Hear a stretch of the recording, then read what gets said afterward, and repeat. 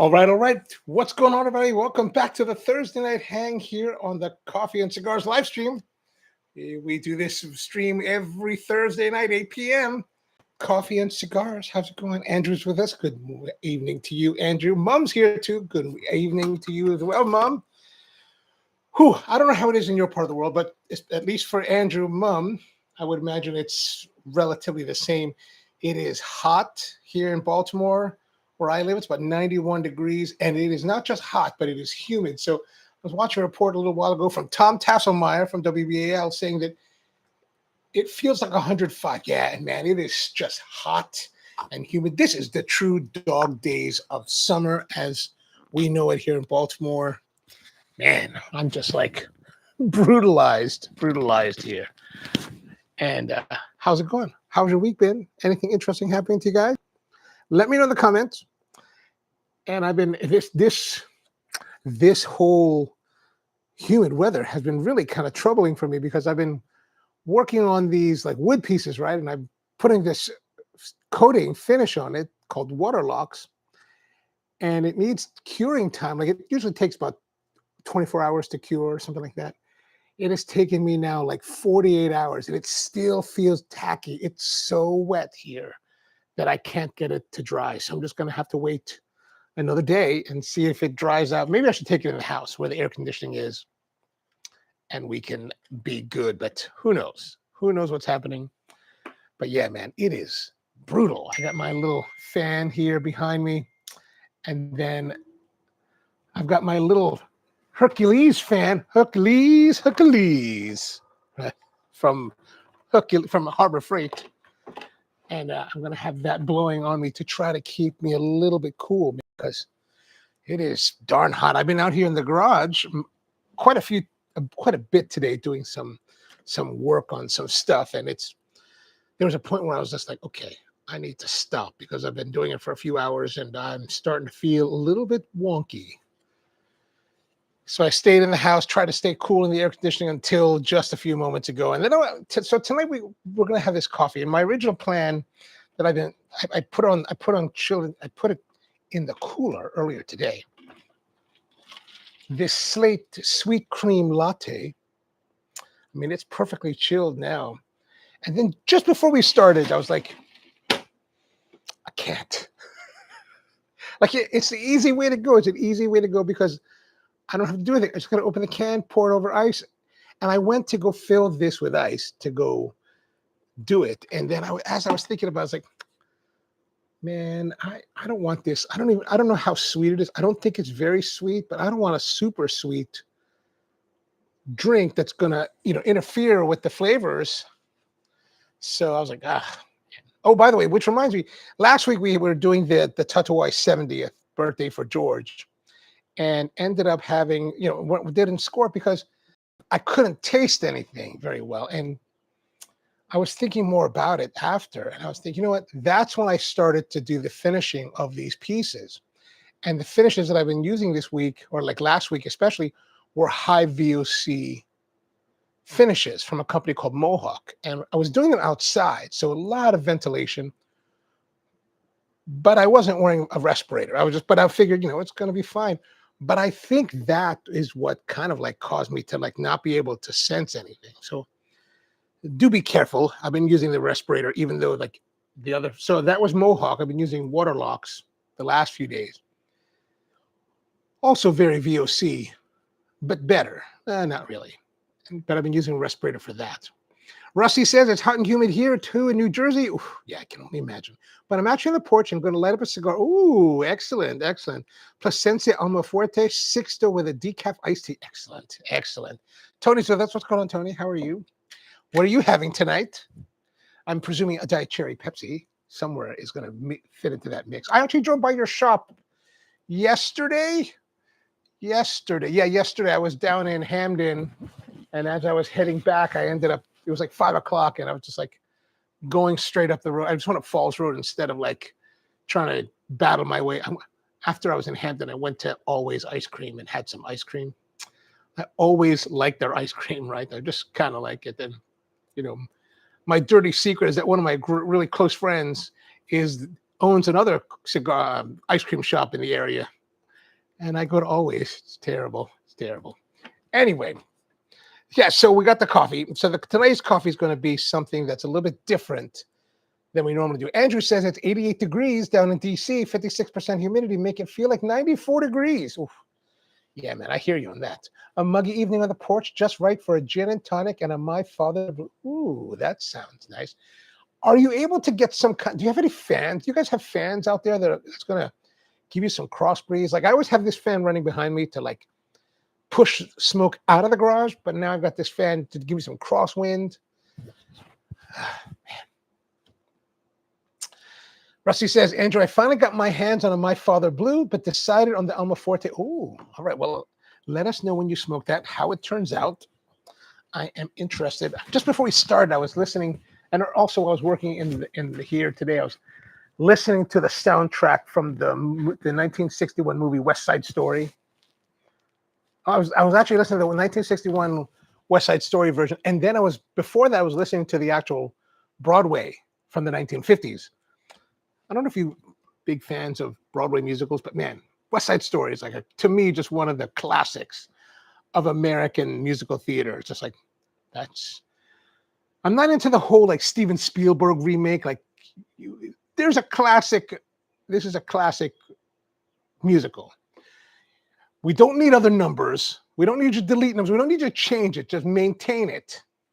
You know, the moment that I heard that Spielberg and I don't care how famous and how accomplished Spielberg is, right? It's just like, what am I going to change the Bible? I'm going to change Jesus's name to what?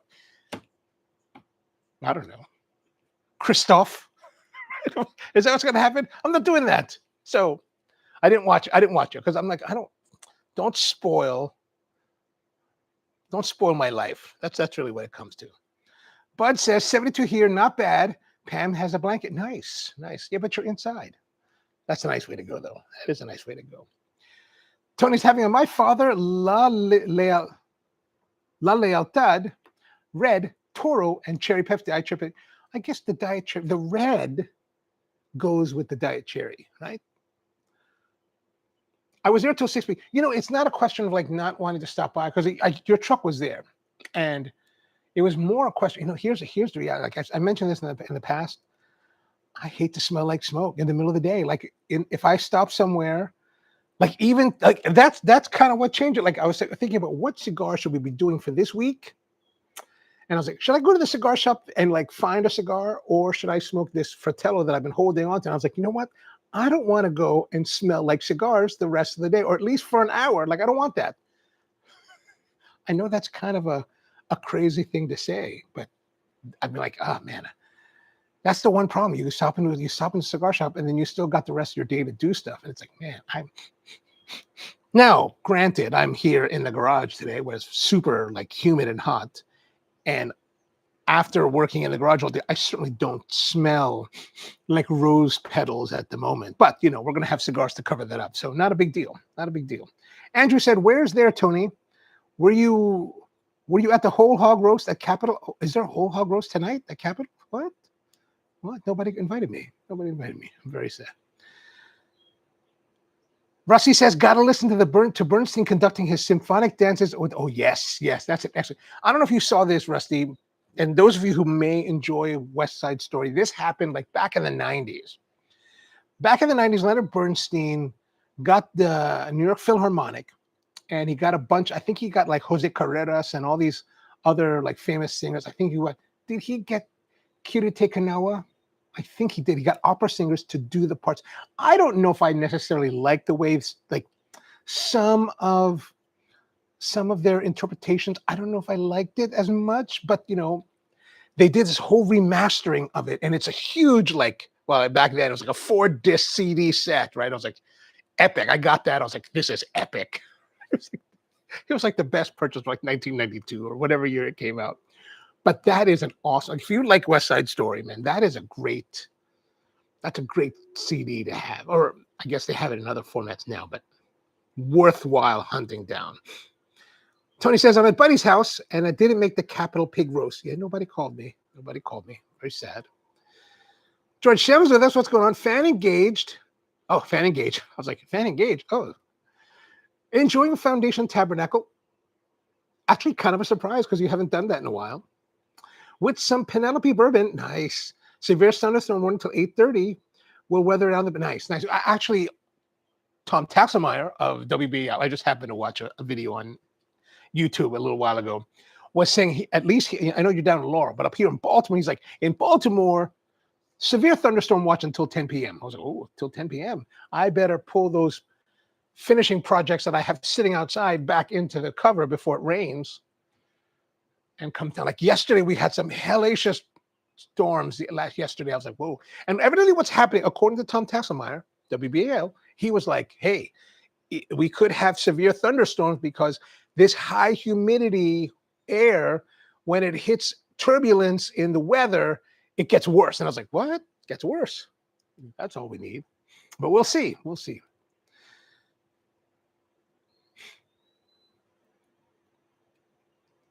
Rusty says, I know I'm going to hell, but I dislike the Carrera ticket. You're not going to hell because you know what? Jose Carreras, I like Jose Carreras, right? I just don't like some of the way I just don't like some of the diction that he used for Tony. I'm like, Tony is, I'm kind of like difficult like this, and that Tony is an American guy, right? Like, so I'm all fine with Tony speaking like tonight. Then I don't need Tony to be like tonight. I don't need to do all that, right? Don't have a Spanish accent because you're supposed to be the American guy seducing the Latina girl. That doesn't work if you're the Latino guy. Like, it's not as taboo. It's not as horrific, you know? So, yeah, that was my problem with but Kitty Tikanawa, actually, there's no scenario that I can imagine that I would be ever upset with Kitty Tikanawa. Actually, it should be Kitty Tikanawa. Should never, I can't imagine. Like, her and Raina Owen, whatever they do, I'm okay. Do what you want. I surrender to your judgment. Right? Tony says, don't worry. I too was unaware of the Capital Pig roast. Oh, okay, good. I wasn't the only one. Andrew says, Rusty, I was in Philly recently and ate at a great vegan restaurant called Veg. Absolutely fun. Oh, nice. And Rusty says, the American tenor Jerry Hadley was originally cast as Tony, but had contractual conflicts. Oh, you mean in the movie, the 1961 movie, or for the Broadway? 1955? Was it? Something like that. And since I was watching those videos, I was like, let me look up some of the Wikipedia entry for the movie. And a lot of the actors are still alive today. Rita Moreno is still alive. I mean, the guys, most of the characters, the cast is still there. I was like, what? I was like, that's awesome. I was like, I didn't know that. I didn't realize. I never even thought about it until today. For the was originally cast as Tony for the son, the Bernstein. If you ever see the back, did you ever see like the back, the behind the scenes video of that? Man, it's so fascinating to watch. Like you see them talking, and I guess you're right because, and maybe they said that in the behind the scenes, but like, you know, you could tell watching the behind the scenes video that Carreras is trying to catch up. Like he must have been called at the very last minute, be like, hey, Jose, we need you to come down and sing. And he had to rush down there and learn the parts. You know, I mean, he probably doesn't even know West Side Story. I mean, the guy is like world famous opera singer. Like, why would he care about American musical theater? He's probably like, what? American musical theater? ¿Qué pasó? You know, I don't know. But okay. Gotcha. All right, so we're going to make coffee. It's time for us to make coffee. Like I said, I was going to use this canned coffee, but then I was like, I don't think I could stomach it. Like this one may be nice, but every canned coffee we've been doing of recent times, I just don't like. And I'm just like, I don't want to have a tarnish for tonight's cigar because I want to give this cigar as much opportunity as possible, especially after last week. We gave no opportunity because I was totally like, you know, inability to do anything. He was called in at the 11th hour to fill in. Okay, so I mean, in that context, he's amazing. I mean, of course, Jose Carreras is amazing, like as a opera singer, amazing. But I just didn't like the diction. That's my only thing about it. But it's a great soundtrack, like fabulous, fabulous. So our coffee today, we're going back to the House Nation from Spro, and we're going to do a cold brew, make it cold. But I wanted to throw a little bit of twist this week on the morning show, the Coffee Q&A live stream on the main channel.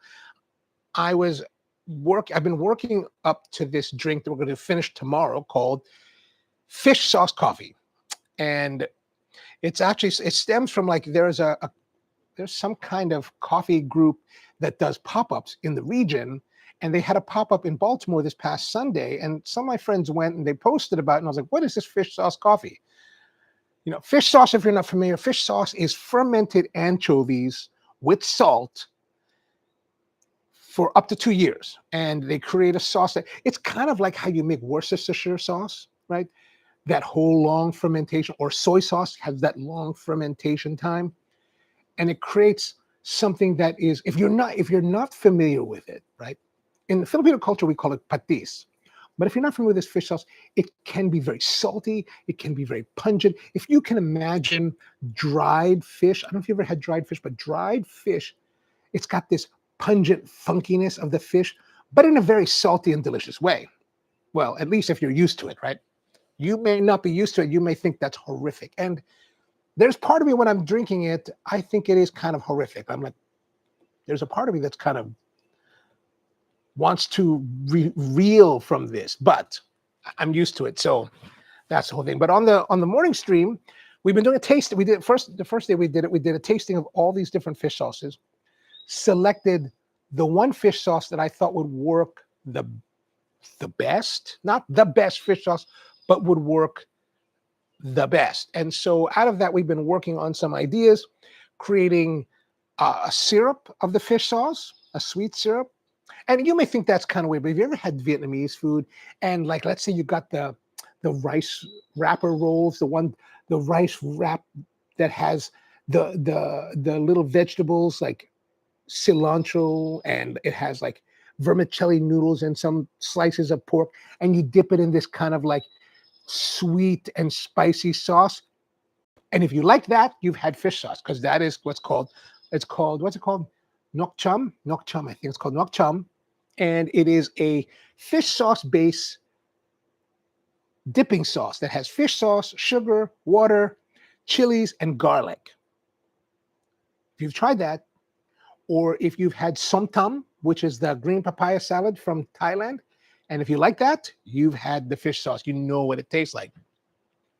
So what I made yesterday, I think it was yesterday, was this fish sauce syrup. So basically, a simple syrup, sugar, water, fish sauce. That's it. This is a 5.4% solution of fish sauce. I think 5.4% was good. 10.8 was way too much. Well, I thought it was too dramatic. Not way too much, but very dramatic. Like, it's very like upfront if you went to 10.8, right? So I diluted down to 5.4, and now we're pretty nice. And so I wanted to see how is this formulation of syrup working with a coffee. And that's what we're going to make today. That's what we're doing today.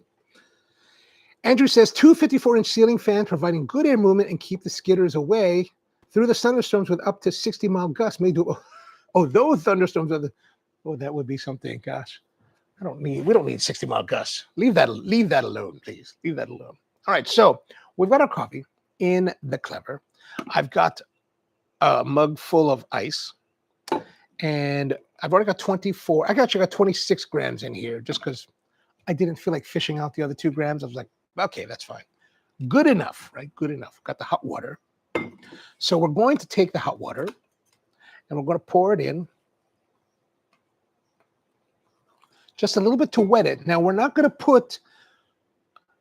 fill it all the way because we're going to use the ice to make up the other part of the volume of the coffee. So we're going to brew this with half the volume of water to give it a higher concentration of brew, and then pour it over this. And as it pours over, it's going to bring that high concentration down, as well as, well, yeah, it's good. It's just going to bring it down and chill it and chill it and chill it.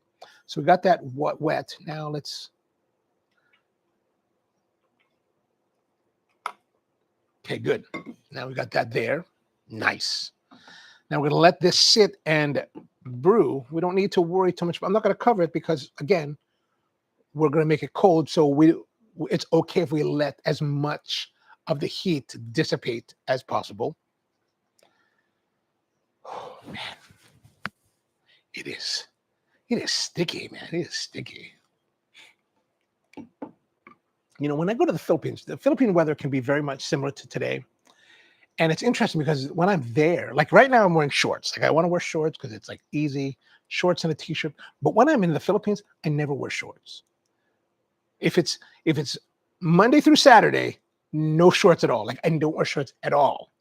I might wear shorts after 10 p.m. if I go somewhere that maybe on a weekday, but other weekdays, no, because you know why?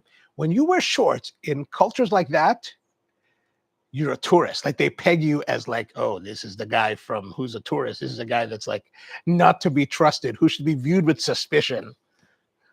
So I wear long pants, jeans even, because that's kind of the thing. And the only day that I'll wear shorts, like in the Philippines, is on Sunday. Or I might wear shorts if I'm somewhere else. Like if I'm outside of Manila and in a province, right, where it's a very rural countryside, where you know the propriety is laxed, then I'll do that. But for the most part, I'm suffering. just like I remember one time I was there, and my friend Z, she's like, we were in one part of the town, and she's like, let's go over to here. And I was like, okay, let's go. And she's like, let's walk there. And I was like, let's walk. It's weather like, and it was weather like this, like hot, humid, and I mean heavy humidity like today. And I was like, you want to walk? I'm a fat guy, especially back then. Like this is like 10 years ago. I'm like, I'm fat and it's hot. You want to walk? Me? You know, she's kind of sexy. So I was kind of like, I couldn't say no. Like, I'm not going to, I was like, well, if you want, I was like, we could Uber. I was like, well, okay, fine. I'm a man. I can handle it. Man, I was drenched. I was just soaking wet. I was like, God, this is just the worst. I was like, she's like, are you okay? I was like, I'm fine. I'm fine. I'm fine. I'm fine. George says, here comes a storm wind picking up. This might, oh, be careful. Be careful. If you need to run away, don't be shy. We will not judge you poorly. Not today. Maybe not today. Maybe tomorrow. Uh-oh. Oh, no, 2305. Okay, there we go. Okay, so now we've got time to do this. We're about 3.5 minutes into it, so we're going to press this down, and all the water is flowing into the ice.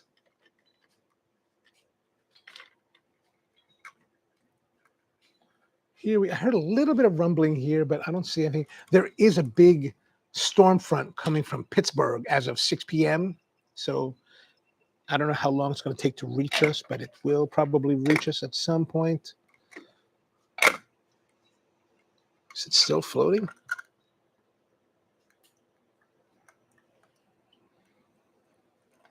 Okay. Ooh, gosh, that smells lovely. Ooh, sweetness. Really nice. My goodness. Let's have a taste of it.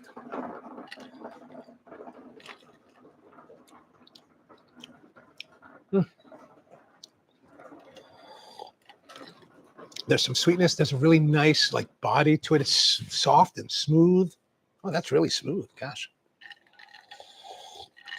There's not much in there though. I feel like it's empty. So we're going to add the fish sauce syrup. Now the fish sauce syrup tends to be very like, there's a little bit of pungency, but not heavy. We don't want it to be too heavy. We want it to just be kind of subtle, right? Today on the stream, I'm going to add a little bit to this.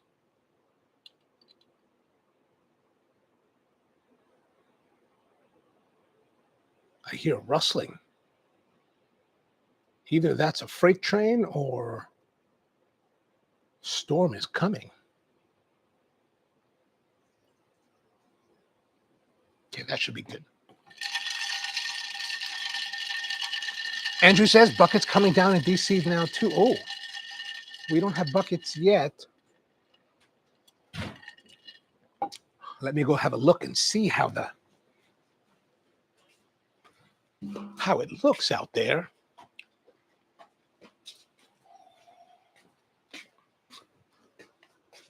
I'm gonna have a peek. Oh yeah, there is some heavy duty clouds. I think it's gonna get a little bit jiggy out here. Yesterday I saw some clouds and it was like I was thinking that it was going to like they were twisting down. I was like, is there a tornado gonna happen here? Hopefully it won't get too dramatic. Whew. All right, you guys that are out in the storm, do be careful. Do be careful. All right, let's have a taste of coffee. Ooh, that is interesting. Wow. Okay, so here's the thing. The idea behind these syrups, sweetness, some salt, what the salt is meant to do. Like the reason I didn't want to go too heavy with this syrup or with the fish sauce in it, because the saltiness in the fish sauce, if you keep it to the right amount, is going to help enhance the flavor, right? Salt, it's like salting your foods. A little bit of salt pops the flavor. Too much salt, it tastes salty, so you don't want to go that far. But that pungent fish character to it is something that I want to kind of ride right under the edge. So you just kind of here's the thing. I want it to be something where like if you didn't know that you're having fish sauce, you'd be wondering, what is that flavor? There's a very unique character to the flavor that is just kind of fascinating. And quite good. All right, let's put that aside. Now time to look at our cigar for the evening. So a couple months ago, is that right? A couple months ago? Oh gosh, more than a couple months ago, I've dug up from my collection an old 2013 Fratello Boxer. And here's our score sheet from that. This is the Fratello Boxer, 2013, the original release of the Fratello cigar. And for that cigar, we rated it 87.25. So for a cigar that is 13 years old, that's pretty darn good. Like especially now that we think about it, wow, really, really impressive for the age. And especially for a cigar you may not think is going to do well, but it does. So after we did that, I was thinking, what about modern Fratello? How does modern Fratello compare to the Fratello of old? Rusty says, is fish sauce your new signature drinking ingredient if you decide to compete? Oh, that would be something. Maybe. I mean, it's really just been, I was just fascinated by the idea of that drink that my friends were having over the weekend. And I was like, oh, that's something to explore. I've never thought about using fish sauce in coffee. So let's see where we can take it. And so that's really where we are at the moment. Like it could be something for the future, but maybe not. Who knows? Who knows? I don't have any preconceived notions yet. But it is fascinating. It is fascinating. You know, for me, it's like competition is not really, to me, competition is not very exciting. And I know being someone that judged competitions for many years, that sounds like an odd thing to say, especially since I competed as well. But to me, it's not terribly, it's interesting. It's just not compelling, right? That's how I see it. It's like, because, you know, for me, a drink like this, I think, is curious. It's interesting. It's intriguing. There's a certain level of depth and complexity that is unusual. And I'm presuming that it turns out well, at least from what we've tested so far.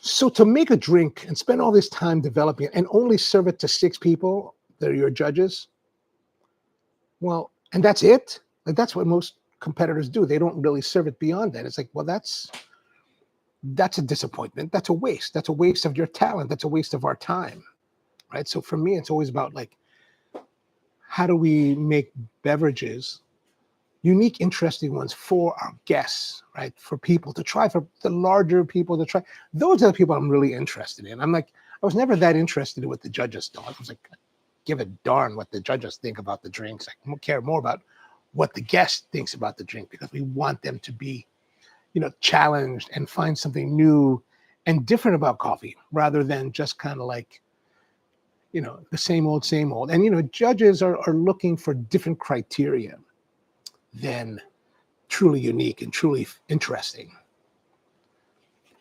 Okay, so where's our Fratello? So we got the Fratello in our official humidor. Thank you, Rusty. Now, this particular Fratello I picked up while I was in Connecticut back in April from that cigar shop just in East Hartford. They had this, and I was like, oh man, I should get that and try it. But this time we got the Fratello. He only had the Fratello Corona in the original release. So it's the Corona. Oh, there it is. Fratello Corona. So let's open it up and see what we got. Now, I don't recall. Oh, I do. I can look it up. Yeah, see, if I look here, I feel like looking at it, the cigar wrapper, to me, seems fairly light. I think if you were to look up episode 263 and look at the thumbnail, I think the boxer is darker. And if I look here at our score sheet at our colorant, it's trending towards the darker side of medium. I would say this is lighter, on the lighter side of medium. So interesting. I don't know what that means, but we'll find out. The winds are picking up for sure. We have not started any rain. Ooh, there's kind of a barnyard aroma on the nose, a fragrance. Oh, that is nice. Oh, that's alluring. That's very, very, very like reassuring. Tony says storm winds picking up here in Timonium. Oh, all right, then they should be here shortly. If they're in Timonium, they should be here shortly. We're only a couple miles away, so. Oh, that's good.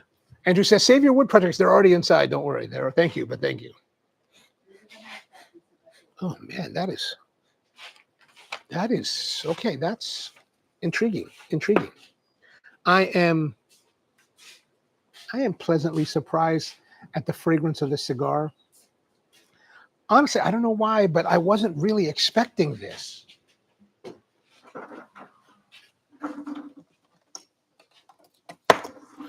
Looking at the cigar through the wrapper, I thought it was going to be relatively light and just not, I don't know. The wrapper to me did not look like it was going to give a lot. But it certainly is. And like the fragrance is really quite strong, pronounced, and very, very attractive. The Cuencas, they do a nice job. So we're going to use our Cigar cutter. Ooh, it's a hard cap to cut off because the top of the cap is quite hard. The cold draw is very firm, very resistive.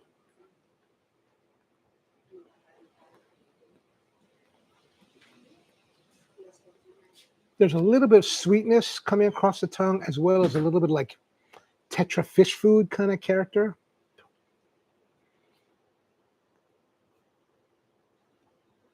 I'm going to say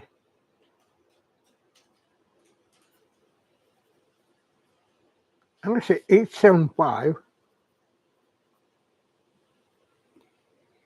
Oh, the winds are getting more severe.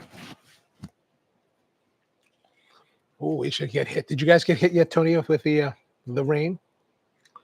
All right, now time for the light. Got my Capital Cigar matches. See if this will, see if it'll stay lit with all the crosswind.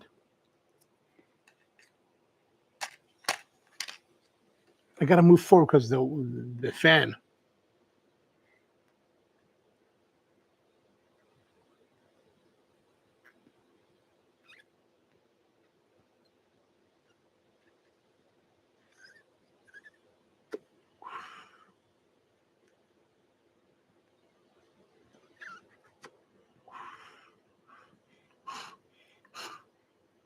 Oh, that stayed lit.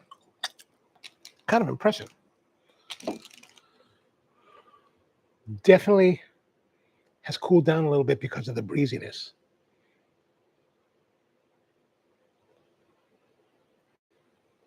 All right, so we're starting off with the light. I don't know if I like the flavor though. A little bit of an ashiness to the flavor. George says, no rain yet in Ellicott City. Definitely windy. I hope the power stays on. Oh, yeah, that would suck.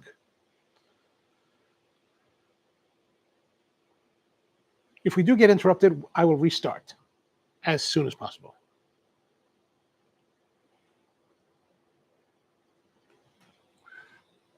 So the draw is firm. I don't know if I would say it's tight, but definitely firm, which I think is impacting the flavor performance.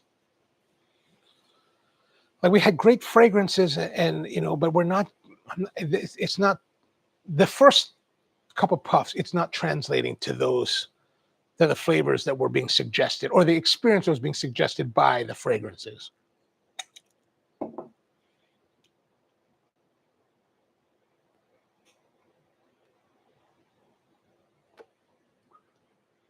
I'm hoping that maybe the tight, feeling it. So if I feel it, there's sponginess through here, and then it's a little bit tighter right by the band. So if we have a occlusion, it's going to be here, which means that it's going to last us through the entire cigar, maybe. Which would be a shame because that fragrance was so like promising.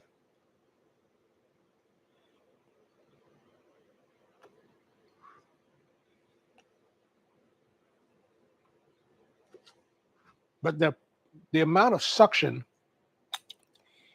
it's not hard, firm is the way to describe it. But I think it's firm enough. Your pull has to be firm enough that I think it may be impacting the flavor.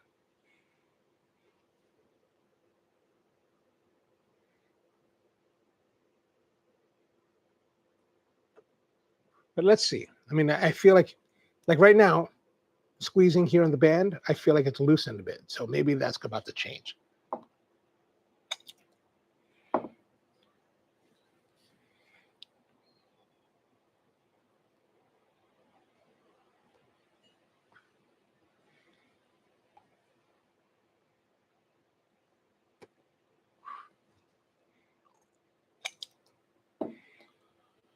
Ooh, man.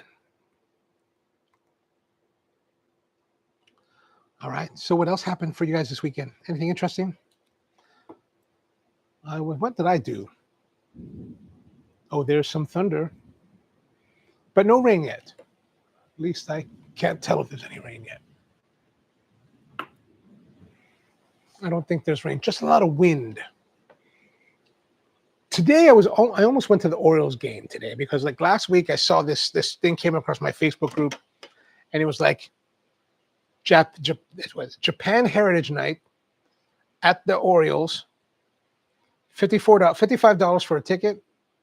Thursday, June 11th, and I was like, oh, that sounds interesting. And if you went and you paid for the ticket, they would give you a Orioles jersey in Japanese, and I was like, oh, that'd be kind of cool. And then as we got closer, I was like, oh, it's Thursday night. Then I got to go there, hustle out, get back. And I'm kind of glad I did it because it's kind of humid to be traveling like that. And then the rain.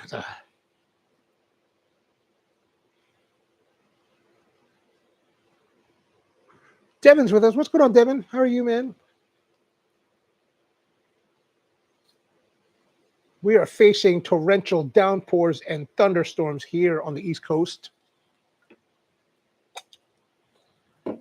And we're drinking coffee sweetened with fish sauce.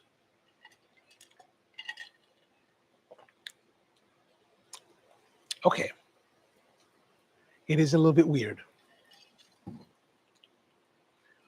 There's a really interesting savory pungency on the finish. It's kind of freaky.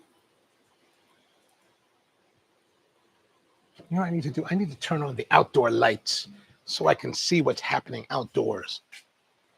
Because maybe it is raining and I just can't see it. I think it is. Oh, it is raining.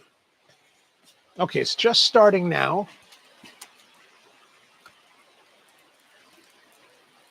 Oh, yeah.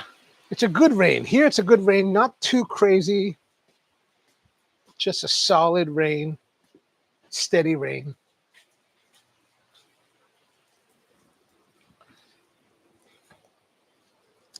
Wow, fish sauce, coffee doesn't come on, man. We do everything. We do everything. You need to watch the morning stream. We for the last couple of days we've been doing fish sauce with coffee.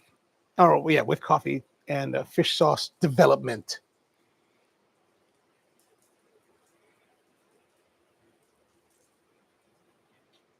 So we did 2 days of fish sauce development, and tomorrow is going to be making a drink that actually I have to work on a toasted rice foam. I'm thinking that I was thinking about what kind of toasted rice, and I'm thinking toasted rice foam, making like an horchata style rice. And I had some rice called San Francisco, which is a brand of Spanish rice. And I was going to use that because that's kind of like what you might use for horchata.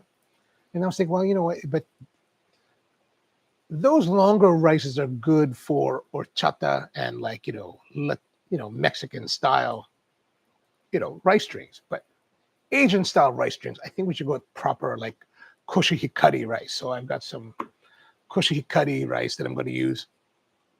Toast that in a pan, right? Pan toast it, and then soak it overnight to create a rice milk out of it, and then use that to make basically a cheese foam, right? Like, I don't know if you've been to the bubble tea places, but over the last few years, cheese foam has been the rage. So it's a cheesy, salty foam, but they use a little bit of salt. They use a little bit of like cream cheese, and they whip it all together with the milk. In this case, rip it together with the rice milk. I think that'll work.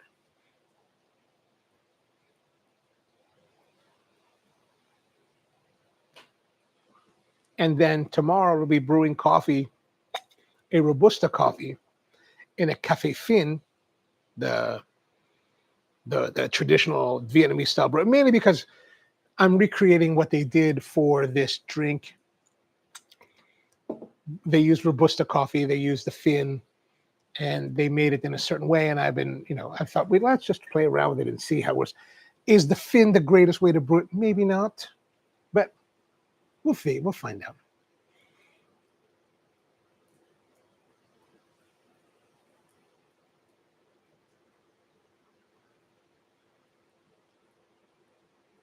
I mean, it's now pleasant, right? Like, it's rolling along. There's an interesting mixing with this coffee and the flavors of the cigar.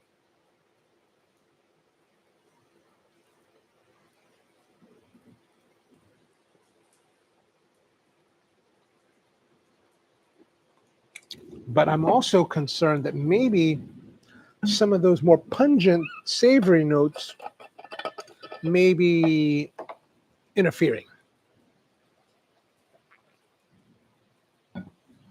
So I got some water.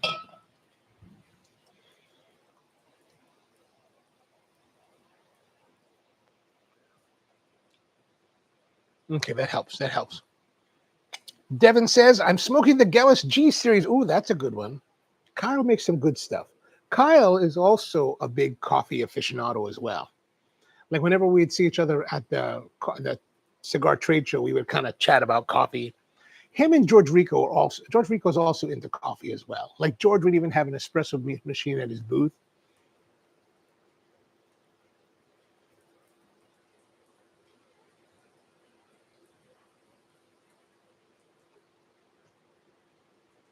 All right, it's interesting. It's not terribly heavy. It's relatively mild to medium in body.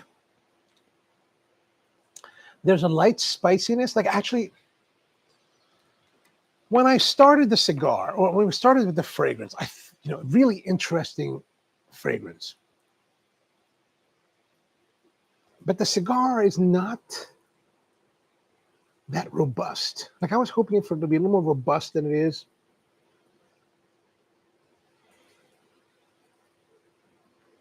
Like I want a little more oomph.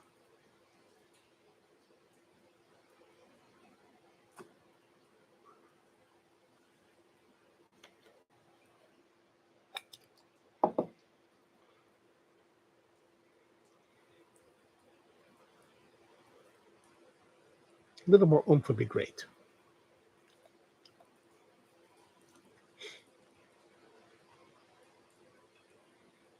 I was talking with a friend of mine the other day, and he's another guy that smokes a lot of cigars, smoking for a long time. And he said something to me that I was kind of been thinking about recently, based on my experiences with the last couple cigars that I've had, the last few cigars that I've had. And he was like, he was telling me the other day, he was like, I think I might get out of cigars. I was like, what do you mean? He's like, the guy's got a lot of cigars. He's like, I was thinking about getting out of it, but not right away. I mean, when I finish all my cigars, I'm just not going to buy more. And I was like, huh. And evidently, it's because I don't know if he enjoys it as much, right? Or if there's much of a need in his life nowadays for it. And it caused me to think this past week, because the last several cigars, since I was in Ohio, I've smoked now outside of the show. I've really mostly smoked the Romacraft Revenge and the Tatuaje. What is that Tatuaje called? The one that's only a Triunfador Robusto. And while I was in Ohio, I was smoking that Robusto outside of the hotel in a smoking area, one of those cheap benches. And the whole time, and not because, I don't think it was because of the bench, I just hated it. Like I hated it the entire time. Like I was just not happy. It was like just not satisfying. And I finally busted open a box of Revenges, my last one, and I was like, okay. And it's like I said last week, it's like I'm trying to find an old lover. I'm having difficulty. Like I'm not responding to it in the way that I remember. Then I had the Triunfador again just the other day, like 2 days ago. And I was just like, I was just not grooving. The flavor's not grooving with me. Everything's out of sync. So I'm wondering, like, am I still enjoying cigars? It's like, I don't know. Or am I could it be that I'm surrounded by finishing material? So it's challenging my way of tasting, or I've been burning fires outside. So I'm wondering, like, and the last couple times I burned fires, when I had these feelings, it was pretty smoky outside because the winds were blowing a certain way or not blowing a certain way. So I'm wondering, like, am I getting like too much smoke from the fire and that's, interfering with my flavor enjoyment? So I don't know. I'm kind of like wondering, I'm like, wow, man, could my enjoyment of cigars be waning? Tony says, remember that cigar was created to be approachable by everyone, so it leans toward the medium side of strength. I mean, I get that. I get that part. I think I like the earlier part of the box more. But certainly I started to wonder about it when I started smoking the Revenge cigar. I've smoked 4 out of the box of 10. And I'm like, I'm still not finding my groove. It's kind of, maybe it's kind of like when I first met Skip 13 years ago. And I tried his cigars, and I was just kind of like, what is this cigar? Like, I don't even understand it. Like, it's interesting, but I'm not grooving. I didn't groove with any of them. Like, the whole 5-pack that I had, I was like, it wasn't until later that I really grooved into it. But I'm wondering, like, have I been away? Have I been away from my lover for so long that she's unfamiliar still? Even after these interludes, right? I wonder. I'm not sure. I'm not sure. Like, I haven't. The 4 Revenges that I've had, and these are the old production. I have not enjoyed them in the way that I used to. Like, you like when you bathe in it. It's not like that. I don't know. Like, I'm like, don't even like cigars anymore. I need to find a cigar there. I'm like, there's part of me that's like, I need to go out and find a cigar.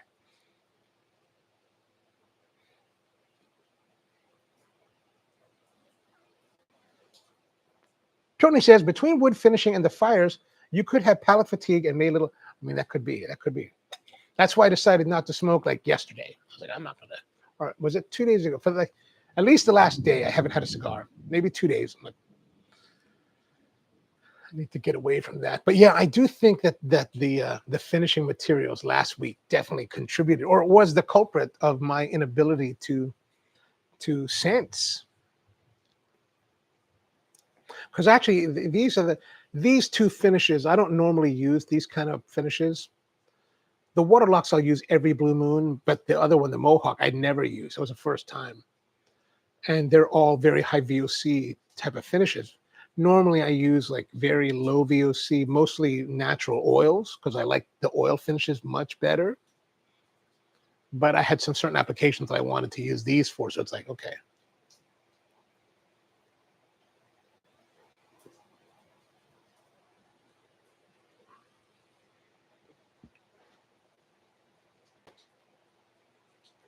So I'm finishing shop projects. One is a top piece for a mobile cart for some of the tools. And the other one is a base for an outdoor workbench that I'm going to leave it living outside. So that one, especially the base, those components need really heavy water resistant coatings. I'm using the same coating that I used for the bar at the roastery on that Paddock, which I found to be very, very impervious to water, like shockingly impervious. So I'm using that for this application. The same finish, Waterlocks. Actually, I got the higher grade, the Waterlocks Marine. So it's supposed to be more resistive to, but it's also thicker. Like, it's going on like super thick. Like, I'm like, oh, this is different. It's definitely different. I've definitely higher resin content than the polymerized tongue oil in it. So it's a little bit different application.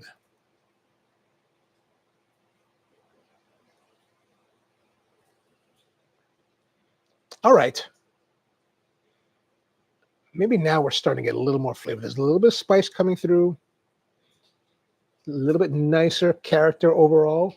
It's not terribly pronounced. But now in this last puff, it's like, oh, that's interesting.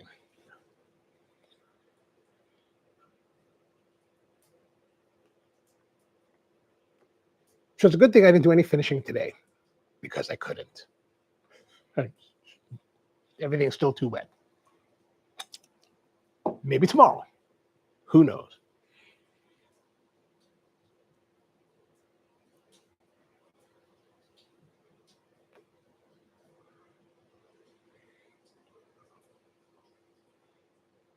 But I was just thinking about this today. I was like, I'm supposed to do it. I've got a table commission for a circular table, 30 inches.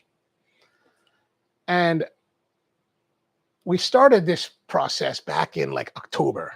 And I said, well, it should be ready by August. And I was thinking today, I was like, oh, I need to get on that. Like, I've been letting the wood acclimatize for the last few months. It's like, okay, now I better start getting rolling, because if I'm going to deliver in August, it's already the middle of June. It's like, oh, gotta hurry. It's like, oh.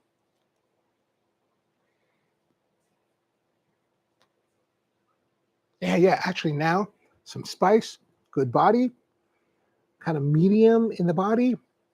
Actually, now it's starting to come alive. It's not heavy. It's not robust. It's not super forward. It's just really nice. Like that's the best way that I can describe it. Like it's starting to come onto its own. Like it took all this time to find itself, but now it's starting to be interesting.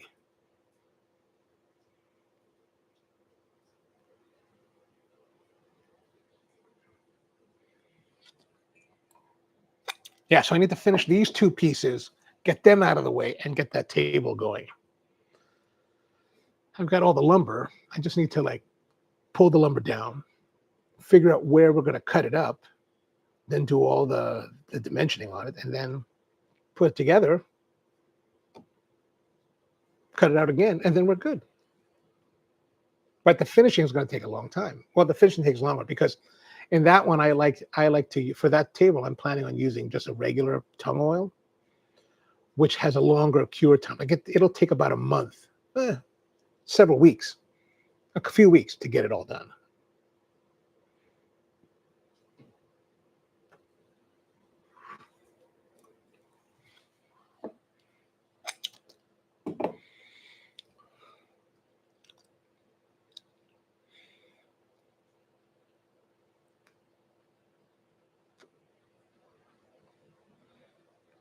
Oh yeah, definitely the spice intensity has increased.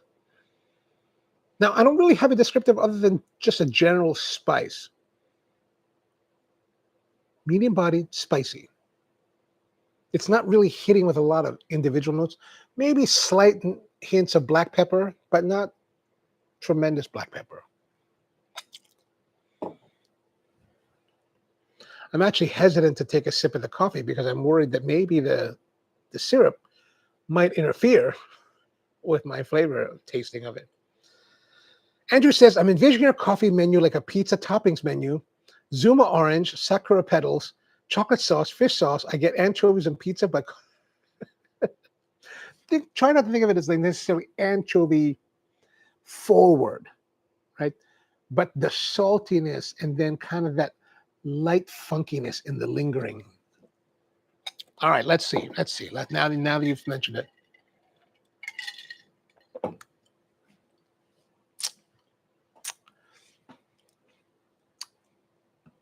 I think it's pretty good.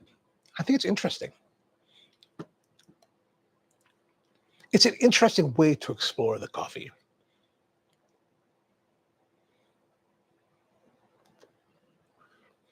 So let's look at our scoring now.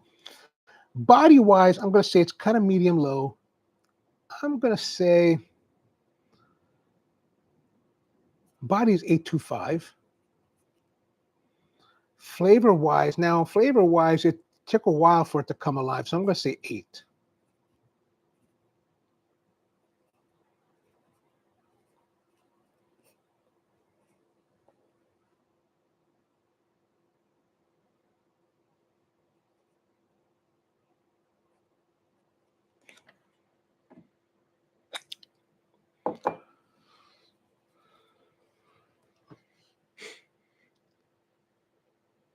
Our coffee, but to your point there, I don't think our coffee menus at Spro at any of them were that wild. Well, we would have occasional drinks that would be wild, but majority of them, majority of the time, it wasn't terribly crazy. I don't think it was.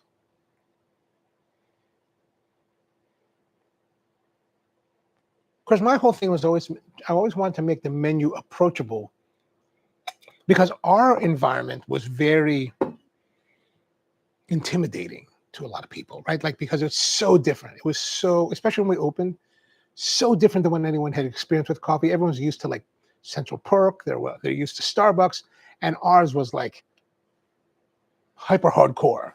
And people felt a little bit off put when they first walked in. So it was important for us to have, while we had this environment that was relatively intimidating, we wanted to make sure that our service was very welcoming and accommodating, and then our menu wasn't too extreme. Like there was extreme stuff. Like people would like $7 for a coffee in 2010 was like, people were like, what?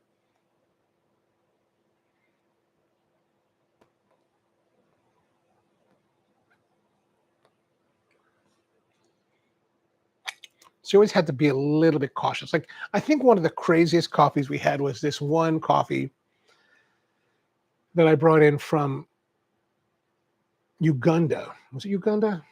It was what's called the Bugisu, but it was a very interesting microlata Bugisu that was it's in the early days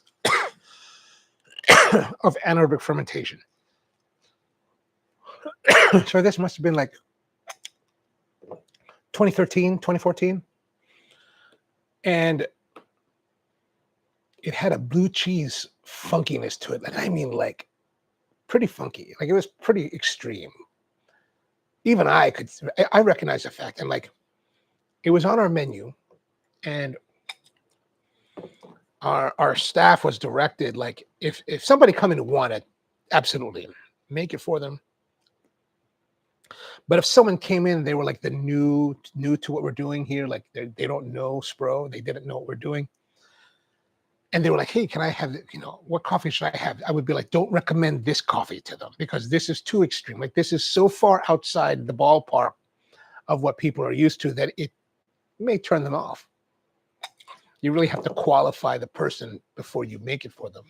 And typically that qualification will be someone that has been a customer, a guest with us for a little while that understands what we do and understands that we're looking for unique and interesting coffees. And those are the ones that we targeted, what we bought that coffee for, because we wanted them to see like this is those who've already been initiated to a larger world of coffee. We wanted to give them the experience or offer them an experience where they could really go, like it could be crazy, like craziness. Even I was like, this is crazy coffee. Or maybe that's 2012, because a year or two later, 2014, still in the very early days of anaerobic fermentation, which is a low oxygen fermentation of the coffee. One of the families that I work with for many, many years, the Mirish family down in Nicaragua, we were cupping at their beneficio, their mill. And Elian was like, hey, I got these coffees for you to try. They're kind of experimental. I was like, okay. One was like that Bugisu from Uganda, was super like fermented and super like blue cheese and funky. And I was like, whoa, this is crazy. Like it was like blue cheese in your face, like blue cheese. It was like blue cheese. I was like, well, that's crazy. And then the other one was milky sweet. And part of the way that they were doing the anaerobic fermentation at the time, you could use this anaerobic fermentation, this low oxygen fermentation, to change the malic acids into lactic acid, which would give this milk. If you did it lightly, you could get a milky sweet character. If you let it run longer, you could take it to this blue cheese extreme. So one of my good friends, Stephen Layton, who at the time owned a company called Has Been in the United Kingdom, he was also with us, and he was like, oh man, can I have this? I was like, because we were like, how much coffee are these? And there was super minimal quantities, like maybe 1 or 2 bags of each. And so Steve was like, I really like this one. Can I get this one? And I was like, well, all right. Because he was joining our buying group at the time. But I really liked the lighter one because as we were tasting the coffee, the light fermented coffee, as it cooled, it developed this really beautiful sweet milk character to it. Like in black coffee, I was like, wow, this is crazy. And I started buying that year to bring for our cold brew. That was our cold brew for many years.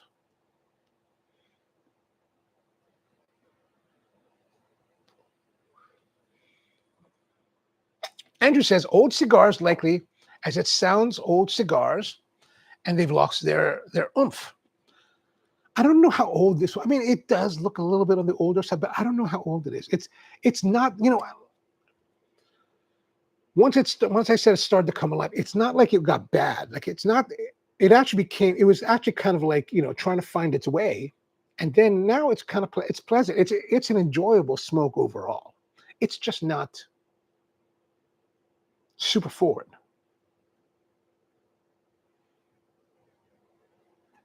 Like I'm not dreading it or hoping to finish in a quick time. Sometimes you get a cigar, you're like some of those Triunfadors. I was like, man, I need even my last what do you call it? Revenge. Like normally, man, I will suck that revenge down until my fingers are burning. Like I got to about there and I was like hating the flavor. And I was just like, I've had enough. And I threw it in the fire. I was like, I can't do anything. It's like it was a chore. It became a chore to finish the cigars. And I was like, these are some of my favorite cigars, and I can't finish them. It's like a midlife crisis. I'm gonna die, and I'm not enjoying my cigars. It's terrible.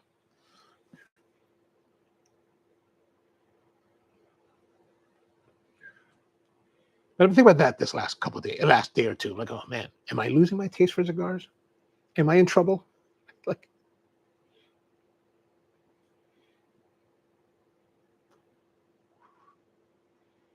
I mean, smokability wise, after it started to loosen up, the smoke, the draw has been great. The smoke, the burn, look at that. It's all very nice. Overall, it's very nice. I think the spiciness has been building. Like it's a little more intense than it was here. Not a lot of intensity, but the intensity has increased. So it's not a disappointing cigar. It's actually a pleasant cigar, an enjoyable cigar even.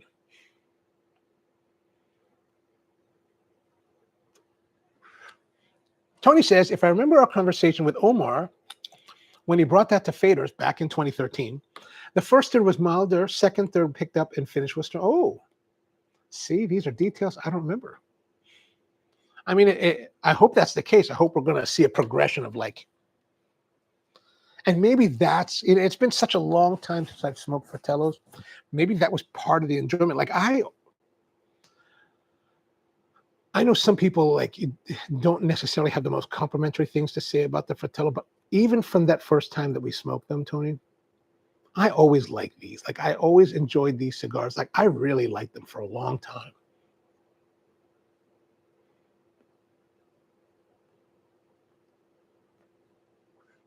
I mean, part of it, they just became difficult to find. But definitely, I can see that. I think you're probably right that there has been an increasing of intensity of the flavor of the spice as we've been progressing. How is your guys' cigar coming along? Andrew says, I was at Capitol this morning and tried the new cigar from HVC. I was not turned on. Cigars sometimes aren't good, or as you cited earlier, compelling. I mean, and I totally hear you. But I also think that, cigars are a very personal thing, right? Like it's like, and I think it's just like anything. Wine, coffee, food, most anything, cars. Not everything will be appealing to us or as individuals, right? Some people will love certain things and we won't. Like, I remember one guy that I know, he's like, man, this cigar is the best cigar. The Gurkha 12-year cellar vintage. And I was like, that was the greatest dog rocket I've ever had in my life. Well, maybe second greatest. But it was a very I was like, really? It's like, are we friends? Like, do I know you? Who are you, dude? So, I mean, I think that, we all have our own preferences. And I think there's nothing wrong with that. I think it's okay to be like, hey, I don't like that. You love it. I don't like it. But I've come to a point in life where I also, when I'm with people that are like, that share their enthusiasm for things that I may not have such enthusiasm for, I no longer feel compelled to let them know. Right? I'm just kind of like, okay, that sounds cool. I love McDonald's. Okay, that's cool. Glad to hear it. They have great French fries. I wish they brought back the McDonald's line cookies and deep fried pies.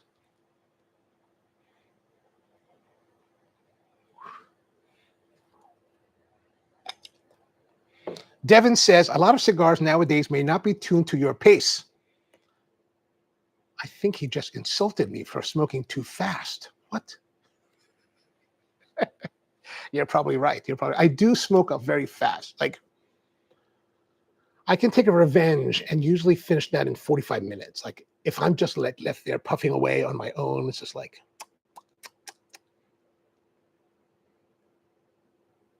Like, I used to gauge my road trips by the number of cigars that I could smoke, right? Like 3, 4 cigars, a good 3, 4 to 5, maybe 5-hour trip at the most, right? Like if I was driving, let's say to, I don't know, New York City, I could do at least 2 cigars on that trip.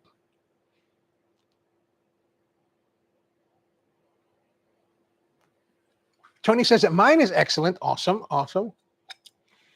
And Devin's is also chugging along nicely. Perfect. And George says the Tabernacle is good. Wish the draw was slightly looser, but still okay. Okay. Well, I mean, you are, honestly, I think you, amongst our crew here, you are the expert in all things Tabernacle and Huehuense. Anything from Nick Manillo.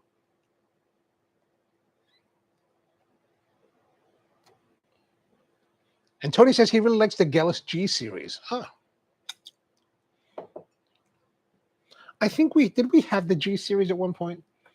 Oh no, man, I don't think we did it here. I think I had one at Capitol one day. I'm still intrigued by this pig roast that I did not hear about. I just like the idea of pigs roasting or frying. I was watching a recipe today.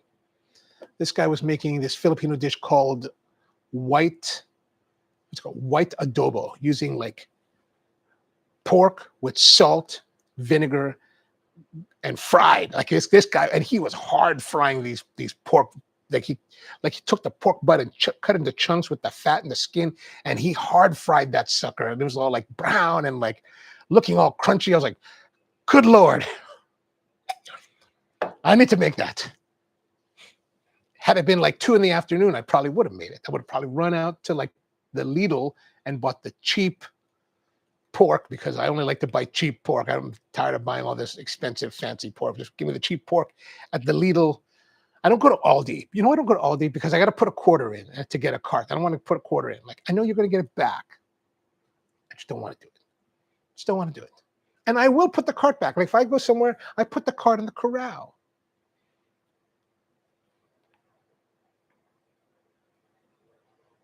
Plus the other thing, when you go to like Aldi, if you go to Aldi, which I don't, but every once in a while I will. If you don't get the cart, you can't buy too much. So I stack in my arms what I can carry, and it's going to be a lot less than if I got the cart and like just started filling it. So that's a good strategy for me. Tony says, I thought you did. It's the Gellus family with the G on the label. I mean, did we do it on the show though? Let me look here at our scoring sheets. It might have been one that I got at Capitol to smoke here. So you could be right. Actually, I am. More spice has evolved, more flavor, not heavy, just more. And I'm enjoying it quite a bit now. Okay, let's see. La Palina, Ferriotego, Intemperance Revenge. Oh, Revenge, 86.75. Gamerian Symphony 20, Padron number 50, Intemperance, Breach of the Peace, Caldwell, Long Live the Queen, LGC, Definition, the Chico Watch series, that was interesting. Alec Bradley, Pravada, Money, Blue Cheese Money, the Gerard. Oh, a lot of nice cigars here. Roma Craft 2026. Crown Heads. No, I don't think we did that here. I must have smoked it at Capitol. Huh.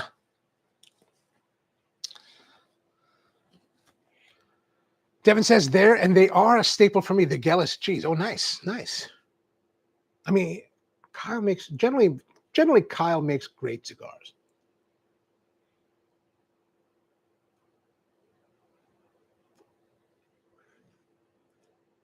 This is getting really interesting. Now, there's a beyond the spice. There's a deeper complexity to the flavor that's evolving.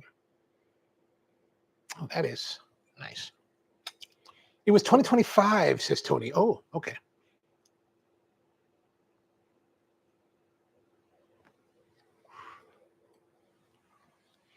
I really need to sit down and input some of this into our spreadsheet. I have been lax in my duties.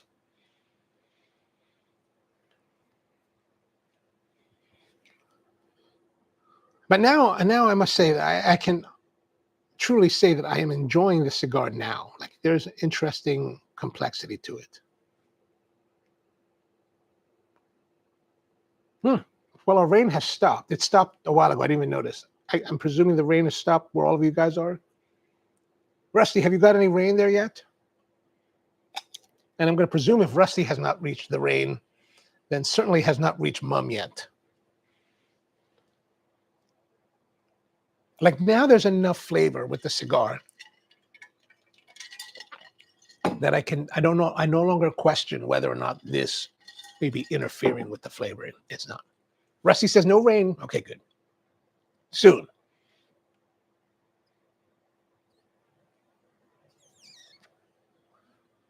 Mom says not yet, not yet. So a friend of mine was like, the other day I saw him and he was like, hey man, are you going to go to this event? There's an event called Handworks, another hand tool event. And he was like, and I'd heard about it, and I was like, oh, I would like to go, but it's kind of far away. And I was like, oh, I don't know. I said to him, oh, I don't know yet. I mean, it's kind of far. He's like, I think I'm going to go. I was like, really? He's like, it's supposed to be like the best hand tool event in the country. And I was like, and it doesn't happen every year. I was like, really? Maybe I need to be there. And it's called Handworks, and it's in Amana, Iowa, which is in the middle of Iowa. I was like, there's two big events. There's evidently Handworks, and then in October, there's another one that happened last year called Woodworking in America, sponsored by the guys that run Popular Woodworking, and that there's a TV show that they run too. Shop Smith or Shop Talk, anyway, whatever the case may be. It's a PBS show, and it's in Iowa. And I was like, and I didn't know he did it. My friend, when we were talking about it, we didn't really talk about the date, so I looked it up, and I was like, oh my god. So I was thinking, because do I want to fly? I don't feel like flying. Because he was like, I'm going to fly to Chicago. He's like, I think I'll fly to Chicago and then rent a car and then drive the 3 hours to this thing. And I was like, 3-hour drive. God. Fly to Chicago, rent the car.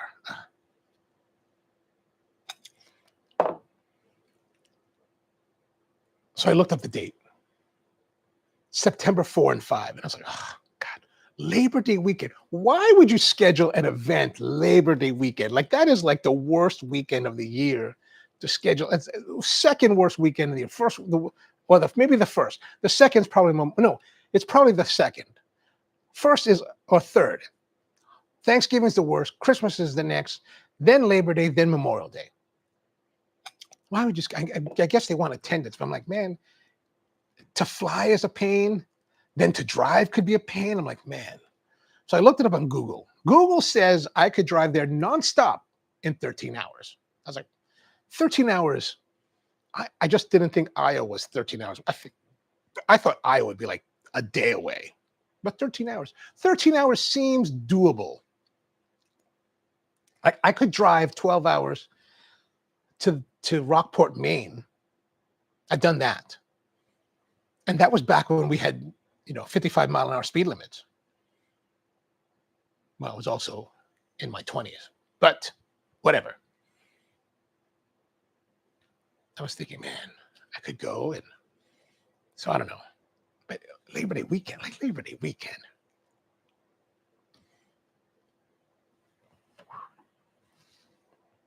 Rusty says, thunderstorm warning at 11 p.m. Oh, okay. Yeah, our thunderstorm warning ends. Our severe thunderstorm warning ends at 10. And Rusty says, "Go to Iowa and get a pork tenderloin sandwich." Ooh, yeah. You know, when I was in, I don't know if. Well, see, what I've always wanted to do in Iowa, I've always been curious to go to Iowa because I heard several years ago now, that Iowa, you know, they're corn country. They have the best corn. And there's some, I think called, I think it's called Pink Lady or something like that, or Sugar or something, Sugar Pink. I don't know. I was looking up one year and they're like, this is the greatest corn in America. And I was like, the greatest corn, the greatest sweet corn in America. I was like, I need to go check that out. So I've been wanting to go to Iowa for like 10 years now. I just haven't taken the time to do it. So I was thinking, okay, September is a good time because September, end of summer. So the harvest of corn should be nice and sweet, right? There's even a big corn like museum there somewhere there. So I go to see the corn museum, eat some crazy corn. I guess check out this pork tenderloin. Although I didn't know tenderloin was a thing there. I thought corn was a thing because tenderloin is huge in Indiana. Like when I was in Indiana a couple years back, I had heard about it. They even have like the Foodways group, right? The Indiana Foodways. They even have like a whole like map tour of Hoosier tenderloins, right? So basically pork cutlet that's pounded and fried in a sandwich with pickles and fries. So I found this place in Argo, Indiana, this town in the middle of nowhere. It was kind of close. I went to Fort Wayne. I was in Chicago, went to Fort Wayne. I went to go see Sweetwater, which is a big music store there. And I went to go visit John Townsend from the YouTube channel Townsend's. They do all the 1700 era recreations, historical living. And but I had heard about it. So I drove, I looked on the map, at the Foodways map, and they're like Argo. And I was like, that was the closest one to me because most of them are more in the south of the state. And I was like, okay, I can go to Argo. So I went to Argo, this little tiny, this like restaurant, like super country, super rural restaurant, like the kind of rural that I would like expect to like everyone to be like, who's this dude? Like walking in, like, who's this guy? But they were all super friendly, sweet tea, this tenderloin, fantastic, fantastic. I mean, breaded, fried, pounded pork. How can you go wrong?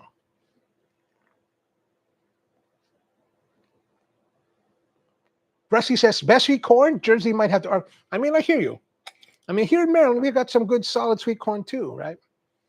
But that's what they were like. That's what they said. It's been such a long time since I thought about it actively. I cannot remember the varietal that they have there. But this corn is supposed to be like super sweet, super delicious. And I was like, wow. My plan then was like, I'll fly there, get the corn, put it in a bag, fly it home. But you really can't do that, right? Corn, especially modern American corn, is not that good. I mean, it's great. It can be great, but it's not that good for longevity. Like if you want the best quality corn, you got to go to the farm stand or the farm itself, and you got to buy it as early in the morning as you can, and you got to eat it as soon as you can, right? If you wait a day, the starches have changed and it has diminished the flavor, right? It's really interesting because it's like modern seed hybridizing agriculture has created incredibly sweet corn that's super starchy, super tender. And actually, you could, like when we were young, you had to cook the corn. Now you don't really have to cook the corn. You could eat it straight off the cob. Like you pull it off the stalk and you start chowing down on it, and you're perfectly fine. They've designed it this way, but you also there's the window for maximum flavor is quite narrow. Like it's that day is the best. So I'm like, I just don't have good corn. Just never have good corn. Tony says the Eastern Shore with their Silver Queen would call BS on that. I don't even know if we do sweet. I don't think sweet Silver Queen is a thing anymore. I think they've changed. I don't think anyone grows Silver Queen anymore. Because I remember reading this several years ago that there are new hybrids of corn that have supplanted that are sweeter, starchier, so they're softer and just more enjoyable.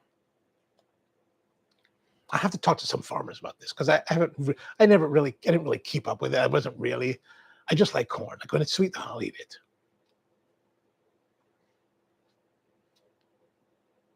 Uh-oh.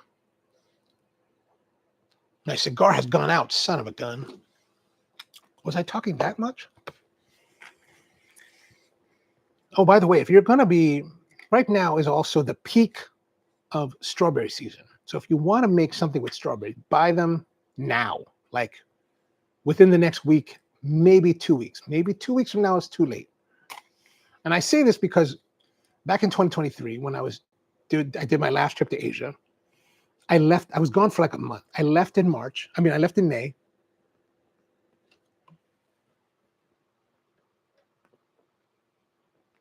Oh, son of a gun. I left like early to mid-May, and I came back right around the 25th of June. And I missed completely the strawberry season, like completely gone. Like it was total. I went to the farm stand. I was like, any more strawberries? No. I was like, what? No. What? I gotta make jam. They're like, I'm sorry, but it's too late. I was like, ah.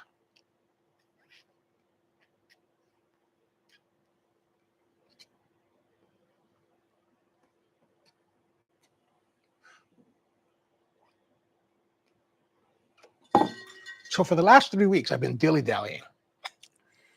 So finally, I was like, man, I gotta go. I gotta go now.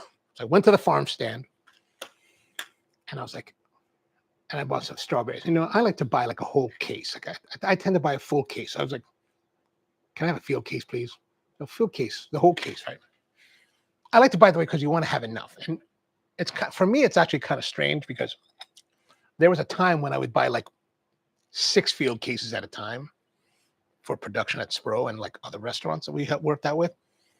So my idea of buying is always like skewed. So for me to have like one case is like, I don't know if I have enough. Because I need to make some jam. Because I gave my last 2 jars to my aunt when I went there back in April, because she enjoyed it so much. So I was like, okay, I got no more jam left. I need to make. So I went to town and made it. You know, and nice thing about strawberry jam, if you've never made it, it's super easy. You take your strawberries, you clean them, you de-stem them, throw them in a pot, add a bunch of sugar to it. There's a ratio like 2 pounds for every pound or something that you can follow it, or you don't have to follow it. You can do whatever you want. Put it in there, squeeze a couple lemon juices in there, and then cook that sucker. So we'll actually first macerate it. Let it macerate for like an hour, 2 hours, whatever. Turn on the heat. Let it cook for like hours. Get a thermometer. Well, you know, it was like 11 o'clock at night, and I made a critical error. Critical error. Because I'm looking at the jars after I canned it, and I'm like, it looks runny. There's something wrong. So I finally opened one this morning. I only made it like 2-3 days ago. Cracked one open. Man, it's like strawberry fruit in syrup. It's lose money, man. So when you make your jam, make sure that you cook it down. And I didn't cook it down long enough. Like I was kind of feeling the pressure to get it done. I was like, you need to cook it to 220 degrees. Then you reduce the amount of moisture in it so you get the right gelling effect. If you don't do that and you stop like I did at 215, you get runny mess. It still tastes great. Like it's nice and bright and tarty and clean. Like it tastes lovely. But man, it's just like, it's like drippy liquid. Like what? All that effort for nothing. Well, it's not for nothing. I'm going to have to like open them all up, put them back in a pot, and then cook it back up. And then recan everything. Fail.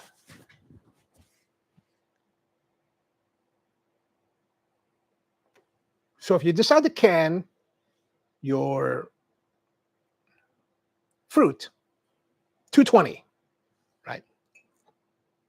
Sounds like you made ice cream. I mean, it'd be awesome. Actually, it'd be stellar. Like I was actually, I also made a fish sauce caramel today on the live stream.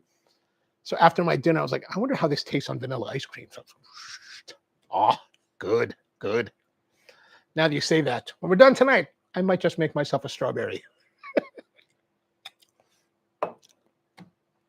Devin says, do that, but use pectin and cook them for a minute. You know, I should. You don't know, but here's the thing with strawberry, you don't necessarily need to use pectin. You can, you don't have to. And I normally never do because it will gel on its own. But you got to cook it to the right point. Like you can't be like a shortcut guy like me and like end up with strawberry topping. It's amazing strawberry topping, amazing, but not what we're going for.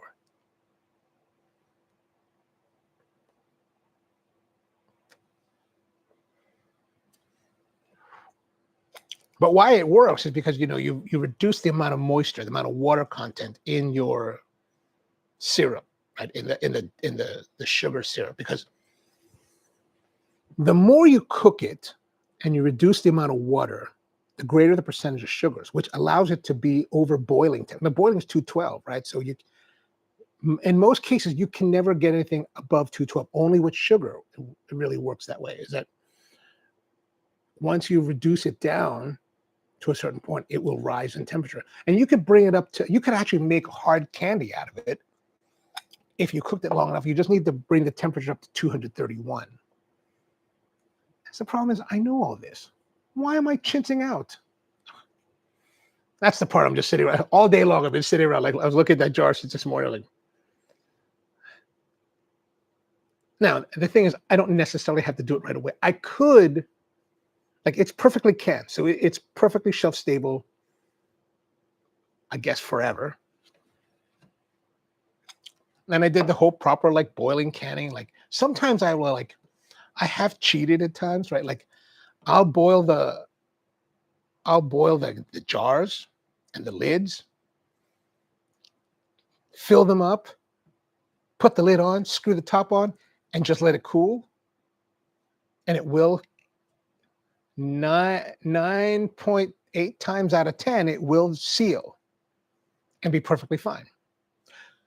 I would never do that though with non-sugar foods. Like if I was canning like vegetables, especially if I ended up, and I don't do this, if I canned meats or some other kind of foods, like I would never do that. Like that is boiling for an hour, like in the pot, because the sugar content's high enough to reduce, to basically inhibit any kind of growth. But with other stuff, man, it's called death. It's like you die from stuff like that. So don't do that.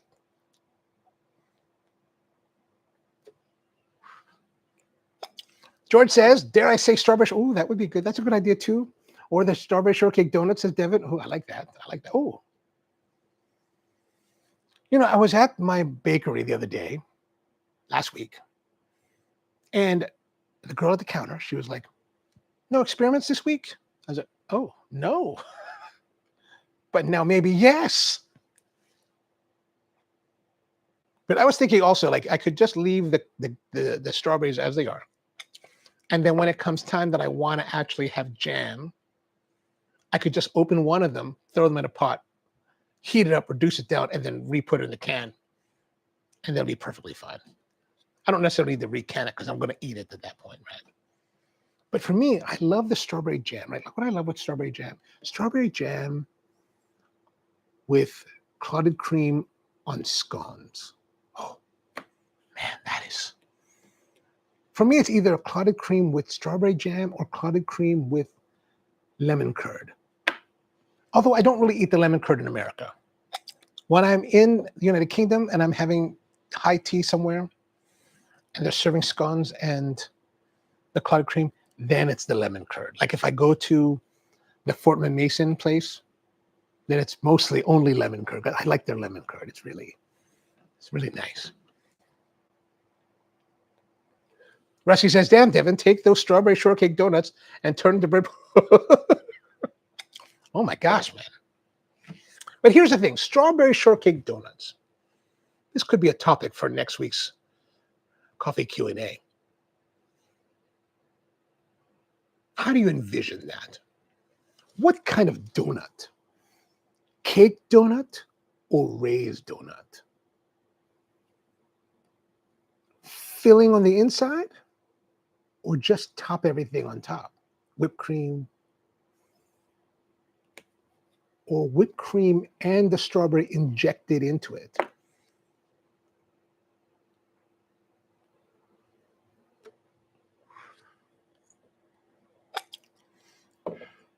And Tony says, would that be with the fish sauce caramel? It could be. It could be.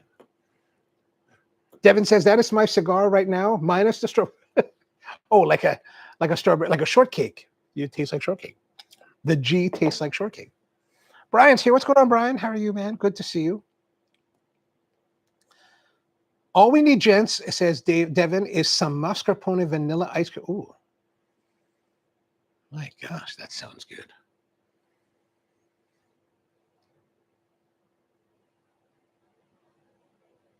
One of my favorite things to use to make ice cream. Like I have one of those Cuisinart ice cream makers, the one that you freeze in the tub in the freezer for like 24 hours, and then you use it. Although the scraper sucks on that. Like I hate that scraper. Like what you really need. So when you make ice cream in that kind of thing, or any kind of like, most any commercial ice cream maker works this way, the barrel freezes, right? So the cream freezes on the barrel and the scraper scrapes it off of the sides of the barrel. Well, the Cuisinart ice cream maker sucks because the scraper doesn't scrape it enough. Like it leaves a thin layer on those sidewalls, which prevents it from like being awesome. Like it's hyper frustrating. So I used it like a few times and I haven't used it since. What I normally like to use is what's called a Paco Jet, which I have one from Spro. We bought it many years ago. But one of the problems with the Paco Jet, and if you're familiar with the Ninja Creamy, the Ninja Creamy is based on the Paco Jet. Once Paco's patent expired, Ninja copied it, or they released their own, the Creamy, which is actually a great device.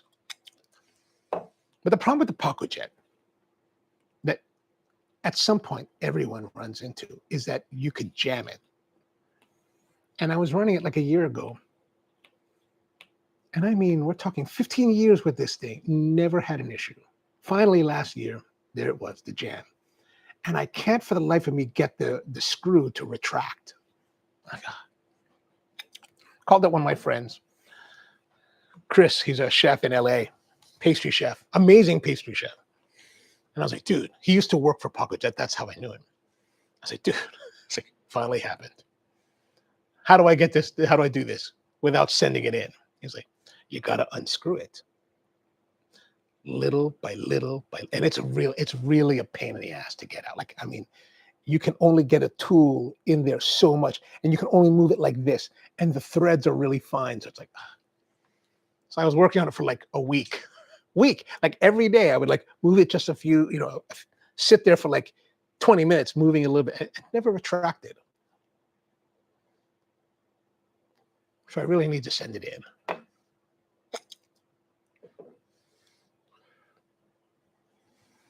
Rusty says, our sky is showing lightning in the distance. Oh, it's coming. It's coming, man. It's coming.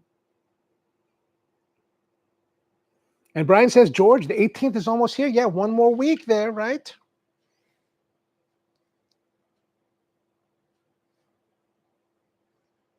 And Devin says, Rusty, it's my plan tomorrow. Wait, what is tomorrow? What do we?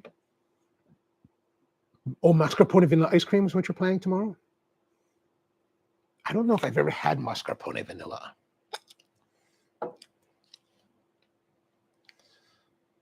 And Brian says, Rusty, my Tupperware is rocking it. Yeah, man, that Tupperware, these things have truly proven to be bomb.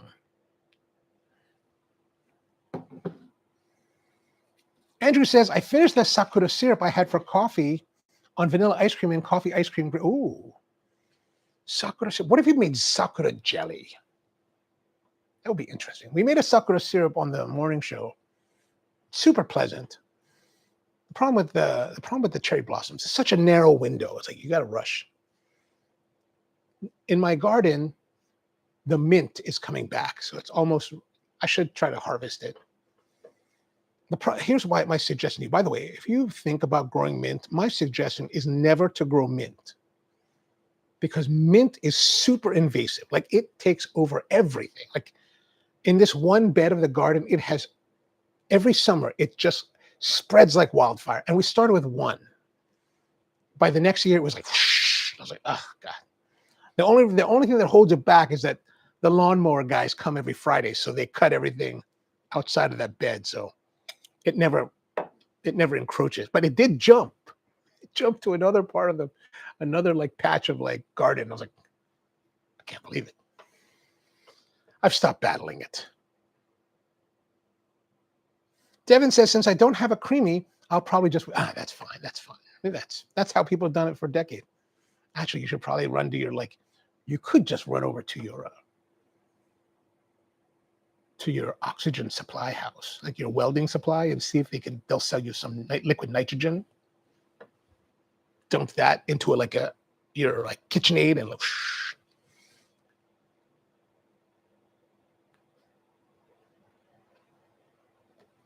But if you do decide to go the liquid nitrogen route, do be careful.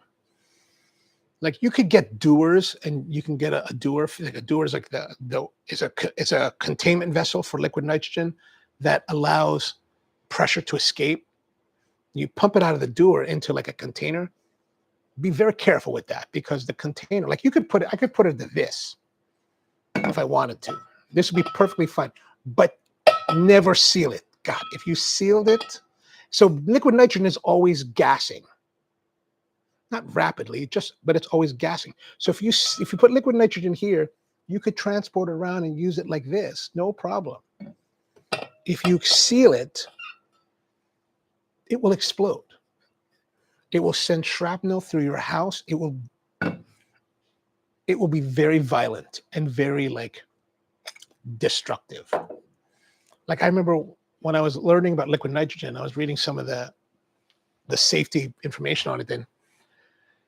So they have 300-liter tanks that you can get delivered to your facility, and you can pump it out. And there was a laboratory, I think in the Midwest, whose safety valves failed one night, and that thing exploded, and it blew out like a whole floor of this building. It was wild to see it. I was like, oh God. So be very careful.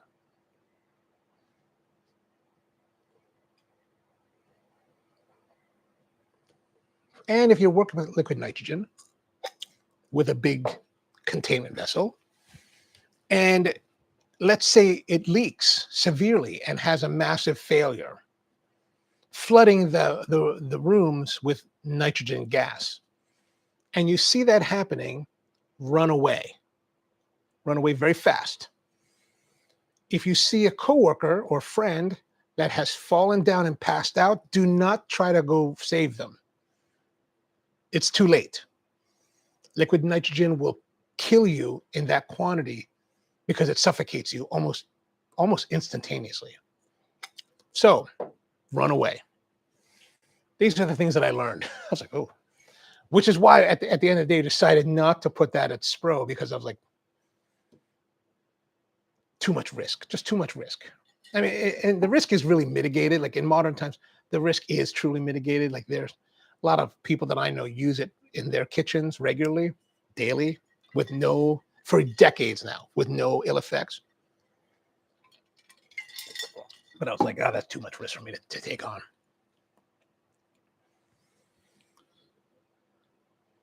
Devin says, I usually use dry ice. Oh, that's a good way to go. That's a better way to go. Frozen carbon dioxide is much better. Devin says, Rusty, Costco had a great price on Mexican vanilla, or maybe Madagascar. Ooh, that's where I got my beans. Oh, nice. If you're looking for beans, there's a great company in Kauai called, I used to buy from them for many years. I bought them. They're online, but they bring in nice beans from around the world, Tahiti, Madagascar. And we would buy their seconds. They would have secondary beans because there's like the primary bean, the first pick bean, beautiful. If you're serving it on a plate in fine dining, it's probably the one you want to buy. But if you're using it for flavoring, the seconds are perfectly fine. So we buy those, and they're just kind of maybe ugly. However they determine what is pretty, what is ugly, they're just kind of ugly. But since we're using them in syrups and flavorings,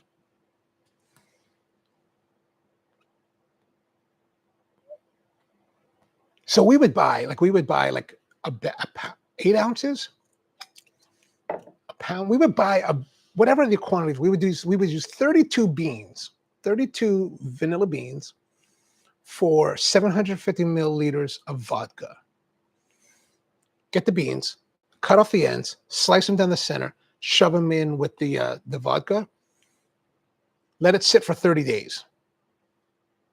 Vanilla extract, great vanilla extract, like fabulous quality. And I think back then it was like $65 for the beans, and then maybe $18 for the alcohol. So for less than $100 US, you got like a whole big bottle, a 750 milliliter bottle of vanilla extract, which was super tasty. And then you could use different beans to get different extracts. And my cigar's gone out again. Okay, so we're in the middle of the third. So let's go to the.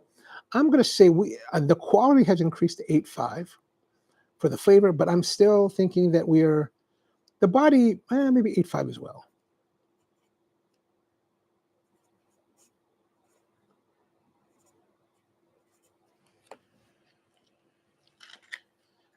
Rusty says grade B beans are good for X. Yes, exactly. Agreed. Brian says can't use pump CO2 into ice cream. No, the reason you can't use CO2, like pump CO2 you have to use dry ice for ice cream. So the dry ice is super frozen CO2 gas, which is why it solidifies. But in its natural state, in a tank, if you get a 20-pound tank, like let's say you go to Robert's Oxygen, you rent a 20-pound tank of CO2. In the tank, it's liquid. The moment it hits atmospheric pressure, it gases. So there's no way to control that to keep it cold. That's why you want to use the dry ice.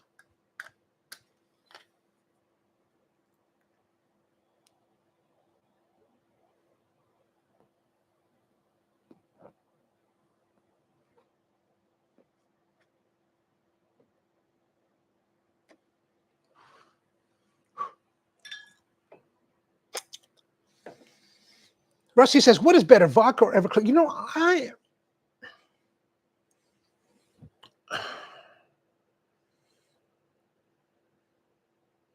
I suspect Everclear is cleaner. I've never used Everclear to make extract. I mean, I kind of think you could use them interchangeably. I think the vodka, but see, here's the thing. Vodka,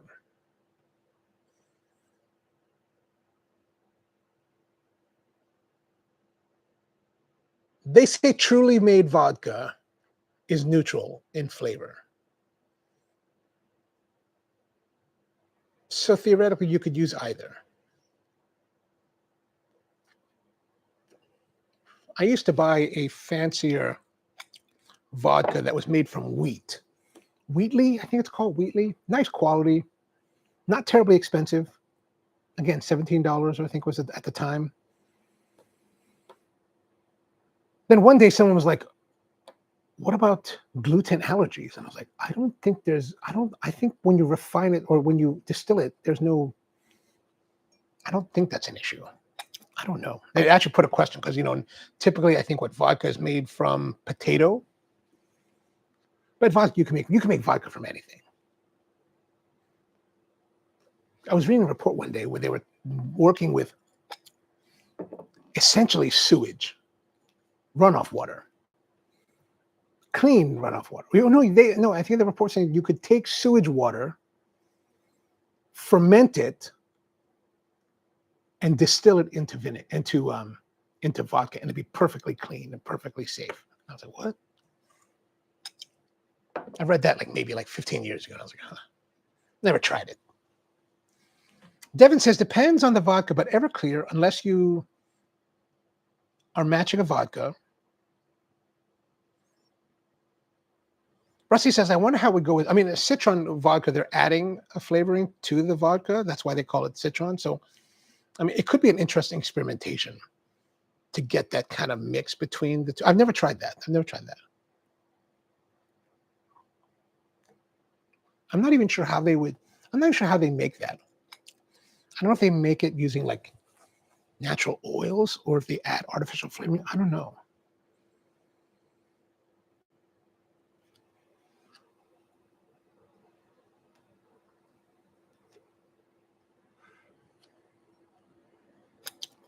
I think my favorite vodka, though, is one that's relatively difficult to. I think now you can get it here in the United States,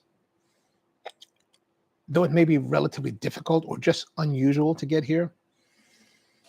I learned about it back in 2008 when I was in Moscow, and I was there. I was in Moscow for a friend's birthday party for a weekend. Very strange.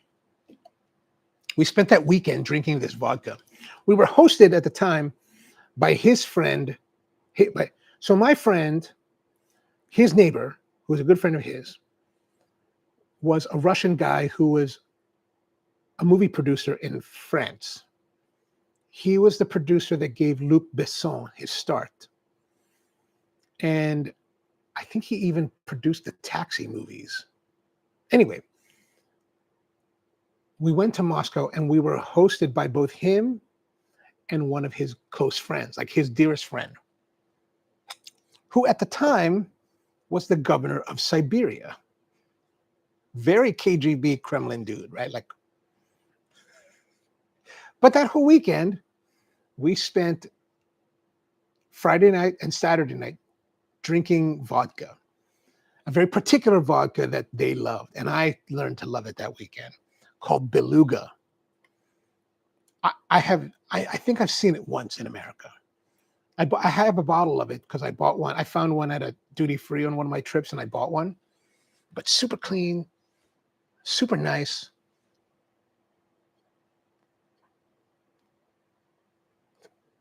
And we drank so much of that. Like it was like I don't know if I ever want to go back to Russia because I'm scared. Like they scare me. Like as a people, they scare me.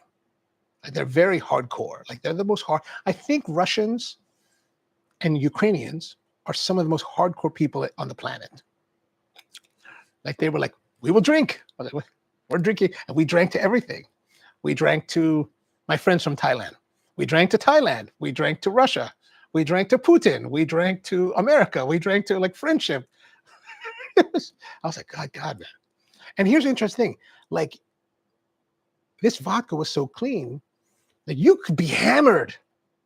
And the next day you're like, I'm okay. I'm all right. So I was like Friday night we went out. I got there Friday evening. We went out right away, drank until 2-3 in the morning, came back to my hotel, woke up again, went out to lunch at like 11, started drinking again. I was like, oh my God, man, this is crazy. Devin says that's like using an anaerobic. Rusty says summer experiment, vodka versus Everclear. Ooh. The problem is I got so much, like I still have like 4 bottles of vanilla extract that I haven't used yet. And here's an interesting thing. If you make this, you can actually get second runs out of the bottles. We would run 2 batches out of each set of beans. And then once we were done with that, we would take the beans, dry them out a bit, and then we would toss them into our sugar supply. So our sugar supply, we kept in these big buckets. We just toss them in there. And that would give the sugar a vanilla fragrance. Very nice. Like it's a great way to reuse your beans. Andrew says its temperature is now a very pleasant 73. It is nice. It is nice. Like, I don't know if it happened to you yesterday, but yesterday when we had the rains, like it poured hard. Like it was super hot and humid yesterday, and then it poured. So by the time I got home, it was like super pleasant. And then within like an hour, because you know, sometimes it rains and it cools down. Man, yesterday, within an hour, like back to the humidity. I was like, God. That was part of the reason why I didn't have a cigar last night. I was like, it's too much. It's too much. Rusty, I look forward to your results, says Devin. Just get 15. Oh, that's a good idea.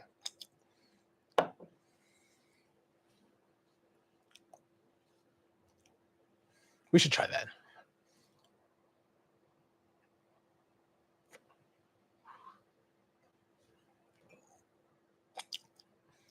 That would be interesting. That would be. Maybe I'll order some.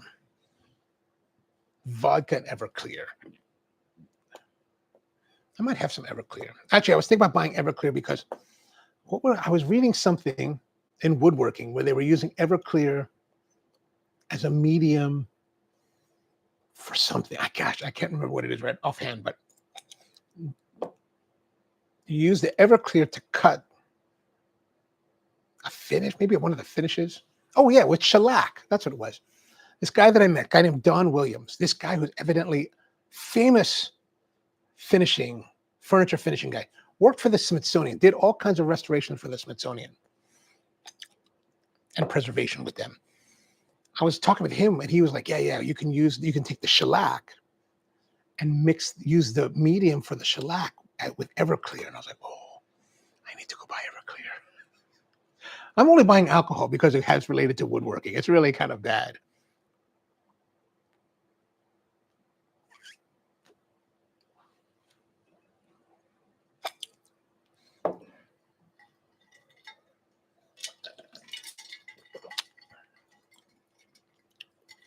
There's definitely like that funky fishiness to the coffee. It's super fascinating. Very different.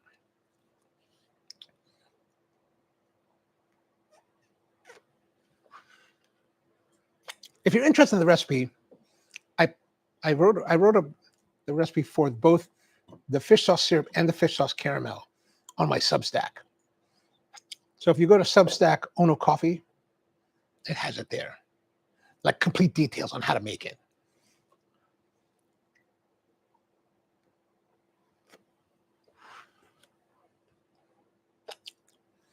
So the cigar, man, definitely increased in strength and intensity.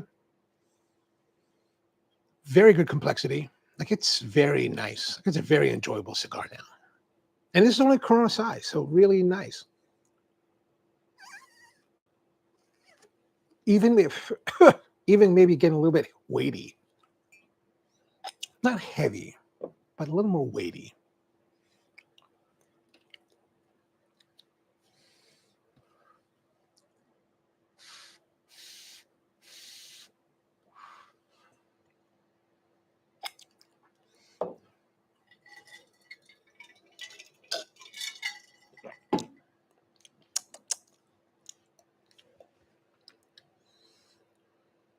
If you make the nok cham, which is that fish sauce, sweetened fish sauce, dipping sauce from Vietnam, you're supposed to mix in like chili peppers, like Thai chilies, and garlic.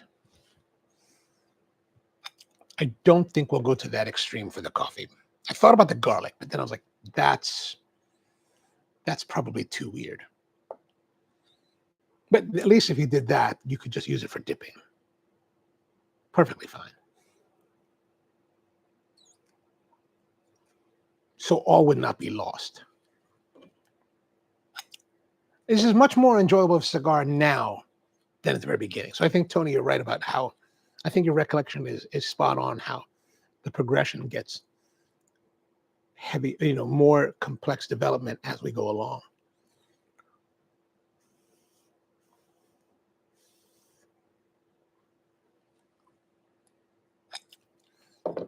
Next week will be 280 episodes of the Thursday Night Hang. Can you believe that? 280.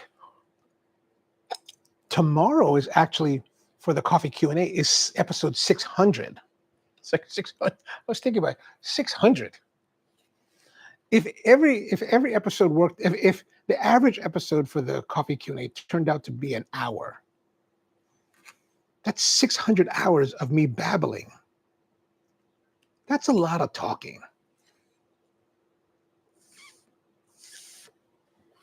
Hey Siri, how many days is 600 hours? 600 hours is 25 days. I have been talking nonstop for 25 days. Hey Siri, how many days is 280 hours? 280 hours is 11.67 days. So that means the coffee Q&A, which lasts about 2 hours on normal times, is still less than the morning show. It'd be like 24 days. So 24 days plus 25 days. That's nearly 2 months of babbling. That's a lot of babbling.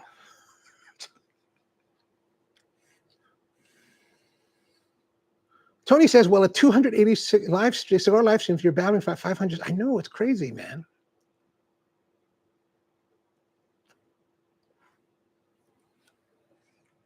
Hey, Siri, how many days is 560 hours? It's 22 days, right? 560 hours is 23.33 days. 23.33 days. Wow. That is a lot. That is a lot. And add in some of the episodes went almost 4 hours. Like, oh.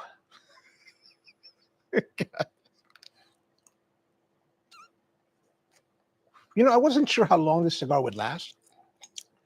So I brought the Partagas Puritos in case we ran out, but not bad.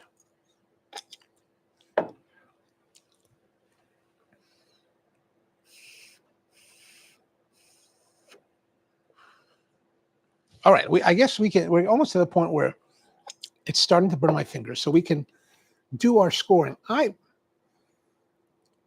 going to give it 8.75 for flavor, 8.5 for body, still very consistent in the body.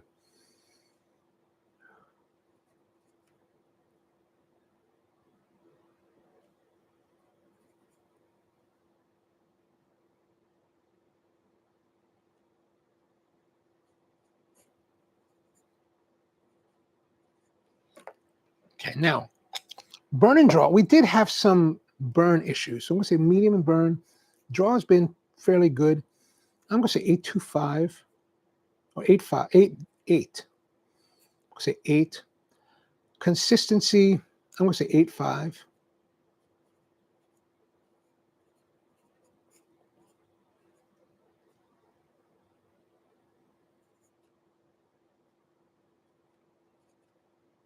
Now, overall,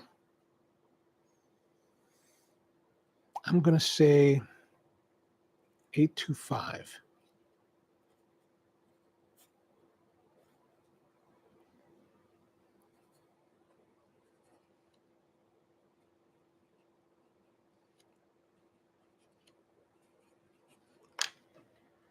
That's going to give us, for this Fratello, this modern Fratello Corona, gives us a score of 84. Oops. Which is lower than the 2013 one at 87.25. So if we look at the two, interesting. Like the flavor for the one back in February, first third start off very strong with a 9, excellent, and then progressively. So that one was reversed. Maybe the age changes. So it was stronger at the very beginning, and then waned a little bit. So it went from 9 at the very beginning, the first third. Flavor then went down in the second third to 8.75, and then 8.5. Where the other way it went from 8.85 to 8.75. So an interesting reversal. Both had the similar bodies, 8.5 and 8.75 for today. The burn, evidently, the burn and draw was 8 in February, but today 8.75. So better performance. I guess we must have had some burnouts as well. And then consistency 8.75, 8.5, 8.5 back in February. And then overall score was 8.25 then. So we had a little bit higher scores, generally speaking, early on than today.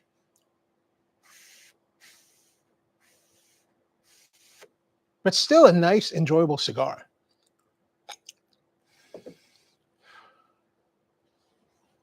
Stephen is out here. We haven't seen Stephen yet. Stephen, if you're there, let us know. Let us know.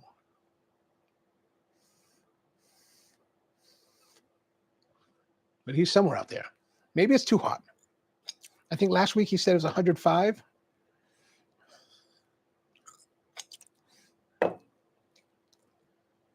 These last puffs are definitely more forceful. All right, that's good. Oh, man. All right, well, I guess that's going to be it for this week. The Fratello Corona 84 solid performance, got better as we went along, so that was really nice to see. Like, it was, I was wondering early on, I was like, oh, are we going to have issues or something like that? Steven's there. There you are, Steven. How are you doing? Devin says good night. Yeah, thank you guys for, as always, thank you very much for hanging out with me. Always good to see all of you. And we're back again next week with more of the Thursday Night Hang on the Coffee and Cigars live stream. So hope you have a wonderful week out there, and see you next time.